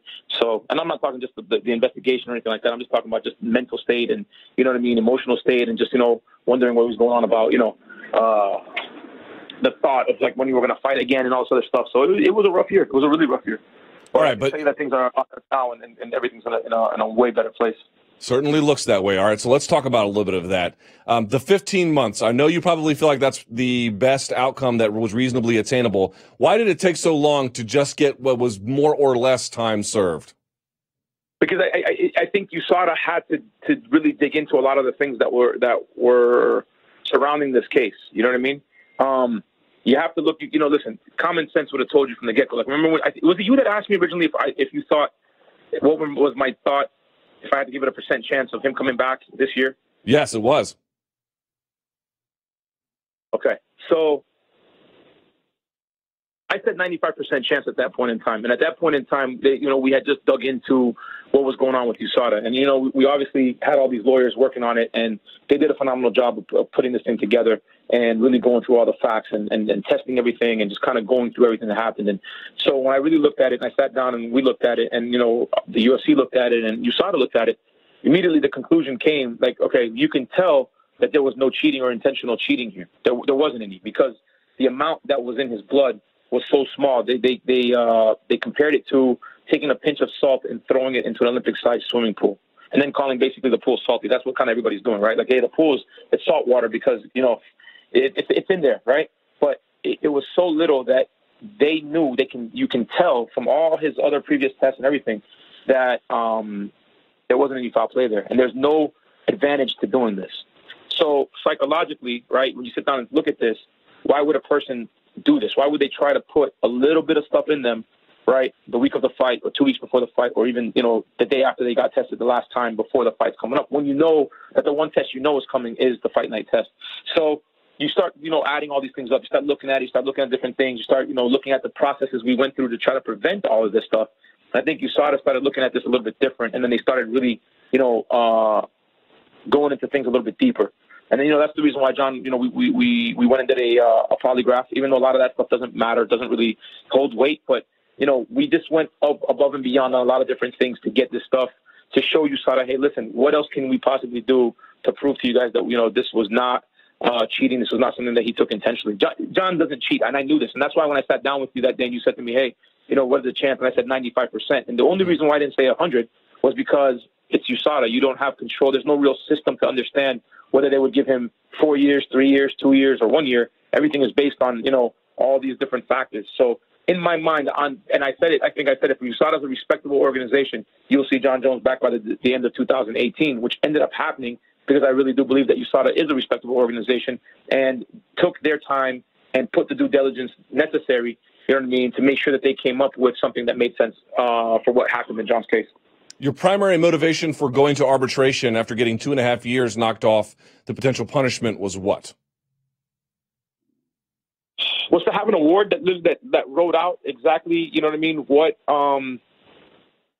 it's a good question, because I was posed with it at one point. You know, do you just take the 18 months and call it a day and that's it? Or do you go to arbitration? And we know we had decided right away go to arbitration and have them just, you know, say maybe time served. You follow me? And I know they just asked me on the aerial show right now, you know, hey, you know, why this as opposed to, are you happy with it? And I said, you know, listen, it's not that I'm not happy with it. If you were accused of murder that you didn't do and they gave you a life sentence and you're in prison and then you get out 15 months later, yeah, you're happy with being out. But you should have never been in there in the first place. I've been saying this since day one, since the first time that USADA had, you know, noticed Yoel Romero, that if you're not cheating, I don't believe that there should be a punishment of any sort at all, right, when you can prove that you were not being trying to cheat. But they look at any little thing as potential negligence, or that you didn't do to take certain steps that you should have taken, things of that nature. And I just said it, you know, right before I got on the phone with you. I really believe that, you know, one of the biggest mistakes I've made as an agent was not taking Yoel Romero's case to arbitration, because I probably would have changed the way USADA does business in the UFC from the get-go. And I did it because of the way the system is set up. You know, they could have gone to 4 years if the arbitrator would have found him to be negligent, let's say. So they would have went above and beyond the first. They could have gone anywhere they wanted with that first punishment. So for me, you know what I mean? I said, hey, do we just take this and call it a day, or do we go to arbitration and continue to push it in front of somebody independent and see that they'll come out and say, hey, the same thing like in the first one. We didn't get a reduction in the first one when we went to arbitration, but the arbitrator clearly said, we don't believe he's cheating or tried to cheat. This guy's not a cheater of sport. He's just super negligent. In this case, he wasn't super negligent and he wasn't cheating. So it's like, it was important to get that out there. It was important for you guys as the media to see, you know what I mean? Hey, wait a minute. He took the steps to do this. Here's all the facts to this. Here's what the arbitrator found, both from USADA's, you know, presenting their case and from us presenting our case. And then this is what they came up with. And he said, hey, this is still too much. Let's bring it down. And you know what I mean? I really would much rather have had a time served award. But, you know, the 15 months is probably the best thing that anybody could have asked for, considering what we were looking at.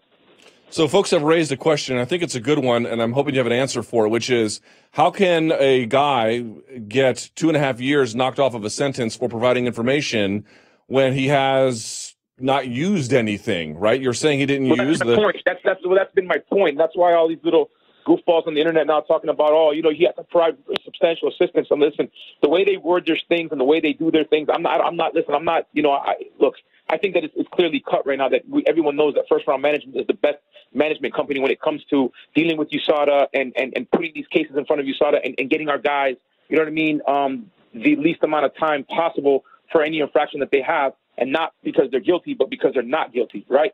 This system is set up for the minute you fail a test, you're guilty. Even if you didn't do it, if you didn't know about it. I mean, you saw what happened to Lyoto Machida. You saw what happened to a lot of guys who just didn't know, and they got the book thrown at them. So I don't agree with that. So to me, when somebody says to me, well, he did this, no. Listen, let's start off from the get-go. Read the arbitrator's award. He was not cheating. You should be upset that he got 15 months. Instead of the media saying, oh, he's this. No, he's not a snitch. We're upset he got 15 months. We're happy because it's done and over with. We can put it behind us. But in reality, he should have never been there. Right, but Malki, hold on. Malki, I understand, and you know what my views about USADA. We've talked about them at length. But the question is, if you've never done any of this stuff, how do you have information to provide in the first place? That's my point. There was none. But I keep saying that, and everybody keeps running with it.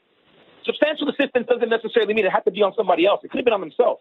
Like, people don't understand, like, this whole, like, that whole line and all that. I don't have a lot of clarity on it. I don't understand it. When they said to me, hey, listen, this is how it's got to be worded, you know, and I said, okay, cool. I kind of just let it be because I'm thinking, okay, well, I mean, I don't really get it, but maybe everybody doesn't either, so I don't know. But then everybody's coming out with all this other extra stuff. To me, listen, it's exactly my point. I just said that on Ariel's show. It's not like Jon Jones is sitting around in a room, okay, watching guys do steroids and then turn around and said, oh, wait a minute, I just got popped. Well, I'm going to go tell on my 4 teammates that I know for a fact are sitting in a room doing it because I watched them do it. That's not what happened.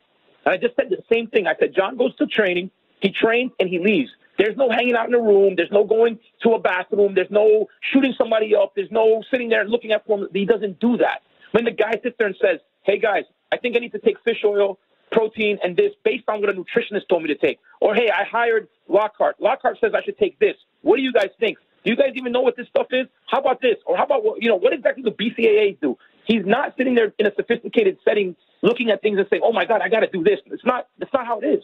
So this time around, if you read the arbitrator's agreement award, he said he took every possible step to avoid this from happening. He hired a nutritionist with multiple certifications and degrees. Everything that he took was based on the recommendation of the nutritionist. Those supplements were sent to us where we researched the labels, okay, and then sent them to Jeff Nowitzki for a double set of eyes. Nowitzki came back and said, these things are low risk. You should take these things. So I'm with you. It's the same exact thing. It's like if he's innocent, right, then what exactly is he sitting here telling on? But nobody wants to put that together. He just told on everybody. He's a bad person. So it's a lie. It's a lie. Interesting. Okay. And listen, but here's the beautiful thing about it. Hold on. Listen, here's the beautiful thing about it. And I'll say this. So for everybody that doubts it or thinks that I'm sitting here just lying to cover up for John or whatever it is, give it a year, give it 2. If all of a sudden 7 guys go down at Jackson's gym and there's a big bust in steroids at Jackson's gym, then you know what? I'm probably sitting here lying. But I can almost assure you, if that was to happen, it didn't come from Jon Jones. All right. Duly noted. So let's talk about that. The label snitch, I'm sure you've seen it thrown around. Fair or not, people are throwing it around. Do you believe that John has suffered reputational harm as a consequence of this process? From the get-go, whether this award would have came out or not. He did the first time around. He's definitely done it. It's happened to him again the second time around. One of my biggest problems with USADA. Your reputation is ruined, and it's always going to be there. It's the same thing with Yoel Romero. I still get the messages that he's a cheater when I don't know how it's like there's no way to show the world he's not cheating. Because if you wake up that day and don't look at the internet and don't really try to research it, you won't get it. So in your mind, he's a cheater, and that's just basically how it goes. One of the biggest problems I have with USADA is that there is no due diligence into the situation before they come out with it. It's, hey, we found this guy to have failed the test. He's now, even though they don't say you're cheating, he failed the test. Here's the problem. Boom, boom, boom. Obviously, we'll let you guys know what's going on, right? So the whole world, oh, this guy's a cheater. Machida's a cheater. Anderson Silva, you're a cheater. And then when they come on and say, hey, he's been reinstated, we found this and we found that, nobody listens to that. Nobody cares. Now you see guys are pissed off. Oh, USADA, I'm done with you. Don't show up to my house no more. We'll get out of here because you guys, what do you guys want? The man's not cheating. I said it on your show over a year ago. 95% chance this man comes back. Why? Because I know for a fact he's not cheating. I know none of you guys know that, but I know that. And it came true. So, do you guys just think USADA let him off the hook? It didn't happen that way. So, but as you know, some people do think because of his popularity and he's right back before UFC 230, are there any ways to combat these claims? Luke, if that was the case, he would have fought on UFC 200. UFC 200 tanked after he came off the card.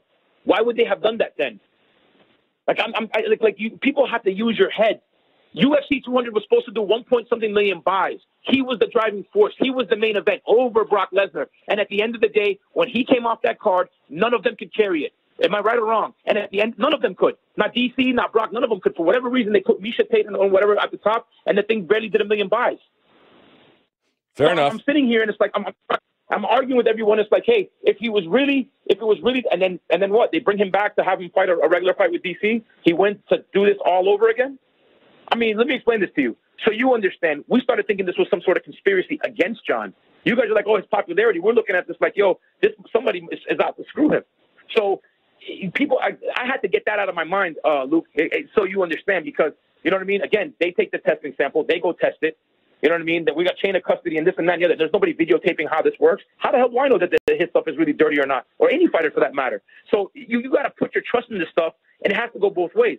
So I'm actually very grateful to USADA for taking their time and actually investigating this thing thoroughly the way they did. Some of the things that we had to do to prove this stuff to them, right, was stuff that no other athlete has ever had to do. And we did it. When is John coming back? Listen, I'm hoping by the end of the year. If it's not the end of this year, it'll be at the very beginning of 19. So let me just play devil's advocate, or not devil's advocate, rather, but just thinking for the fans here. Look, I think there are some fans who did want to see him at UFC 230. Was that ever discussed? And if so, why did it never materialize? Say that again? I didn't hear that. Like UFC 230, why did he ultimately not end up fighting there? There's some things that we're working out with the UFC. So there's a lot of different factors going into that. So it has nothing to do with anyone telling us we can or we could. It's just there's things that we got to come to an agreement on, and I just don't think that UFC 230 is going to happen. All right. Will it happen at heavyweight or light heavyweight? Again, that's some of the stuff that we're trying to work out. That's the whole point. There's a lot of things. He wants his light heavyweight belt back, right? Daniel has both of them. Daniel's saying he's going to wait till he fights Brock. So I don't know what's going to happen. There's a lot of. So you got to figure out Cormier, then you got to figure out Jon, then we got to figure out certain things with Jon, and then get this whole thing going in a direction that makes sense for everybody involved. So Cormier is either going to fight him at light heavyweight, or Cormier is going to go fight heavyweight and wait for Brock. So I don't know. Which route he's going to go. So I'm assuming, this is my assumption, so no one run with this. If he goes and fights DC, if he stays and waits for Brock, then I assume they're going to take the belt and put it up for grabs between Jon and Gustafsson. I think Gustafsson's the next guy in line, and I think Jon would have a claim to that opportunity to fight for the light heavyweight belt. If he doesn't, if DC decides to fight at light heavyweight before he fights Brock, then I think you see Jon versus DC. I think those are the two logical options. I just don't know for sure which route they go. We all saw the interview he did with RT, and he looked pretty motivated. Obviously, he was talking about Daniel Cormier the entire time, but I'm wondering if you could talk about how he arrived at that process. And by that, I mean, you mentioned how hard the year was. In the arbitrator's report, there was an indication that he had gone and sought out some rehab independently during this time. And I'm wondering, in the past year, how has Jon changed or matured, or what's the process been like for him? Well, I mean, listen, I think, so go back to your question again. You said something to me about rehab and stuff. Go back to it. Didn't he in the wasn't it listed in the arbitrator's report that he? Yes. So I'm wondering how the year was for him. Well, the year for him was really tough. I mean, I think that you got to understand that, you have this, so, I try to take everybody down this road. He ends up failing a test at UFC 200, right, which was set to be the biggest probably payday of his career. And at that time, Jon was at an all-time high, right? And you find out about it, 2 days or 3 days before the fight, you get pulled off the card, and now you go from being, what was at the time a real fan favorite, again, right, back in the good graces of everyone, I think, to just falling completely off the face of the earth, right, and everything was terrible. He ends up coming back, right, we fight that thing, he comes back, he fights, he knocks out Daniel Cormier, back on top of the world. Now, right before that, his mom passes away, and then you find out after that, about, a month later, that you now failed another test. So imagine the highs and the lows of what's going on. So when he hits this thing, he absolutely hits rock bottom. And then we just got together, all of us, and was like, hey, listen, Jon, we got to figure something out. And Jon went to rehab. And not like the last time where he checked in and then they told him, hey, you seem fine to us, you can leave. Because, that was another thing. Everybody, it was a PR stunt. He went to rehab and they told him, you're fine. We don't think you need to stay. So we sent him to a better facility. The UFC and everybody was involved. They helped us out, making sure we found the right spot. He went in there, spent a full month in there. He talked to people. He got himself together, and he really, faced a lot of the demons that he had. That I guess you could say that made him do some of the things like the drinking and the other stuff. And he faced all that. And I think that he's become, listen, he's older now. He's also not 23 anymore. You know what I mean? He understands a lot of the stuff that's going on. So this last year was tough because, you go through, your mom passes away. You don't even get a chance to really grieve that. You're in the middle of a fight camp. You go and you fight, right? You knock your arch rival out. Your second victory over him is better than the first one. You're back on top of the world, right? You're the man again, and you're looking at what's to come, right? And you're sitting here potentially. You call out Brock Lesnar. You've got that on the horizon. You've got these other guys coming up, and all of a sudden you find out, hey, nope, sorry, that doesn't count anymore. You've now failed another test. And he's looking at me like, dude, I did everything. I don't know where this could have possibly came from. We tested every single thing, including over-the-counter medicines, creams. You go down the list. We went through everything. And, to sit there and look at this, he then started looking around like, somebody trying to poison me. So it became very, it became very bad. Obviously he was depressed. Like you can imagine, he was very sad, very hurt about the whole thing. And he just wasn't in a good place at all. And he started to slowly but surely fight out of that. And, he is a lot better now. He is healthy. He's mentally strong, and he's, looking forward to just getting back on with his career. All right. Well, Malki, we really appreciate your time. Congratulations on all the I know it was a long year, but I think you guys probably got close to a best-case scenario, something reasonably accommodating that. And we appreciate your time and candor here today on the show. Appreciate you. All right. Thanks, brother. Yep, thank you. All right, there he goes. All right, folks, don't forget, use the hashtag #TheMMAHour. You can always call the number 844-866-2468. What a show. Crazy one. We'll be back next week. Thank you guys for tuning in. Until next time, stay frosty.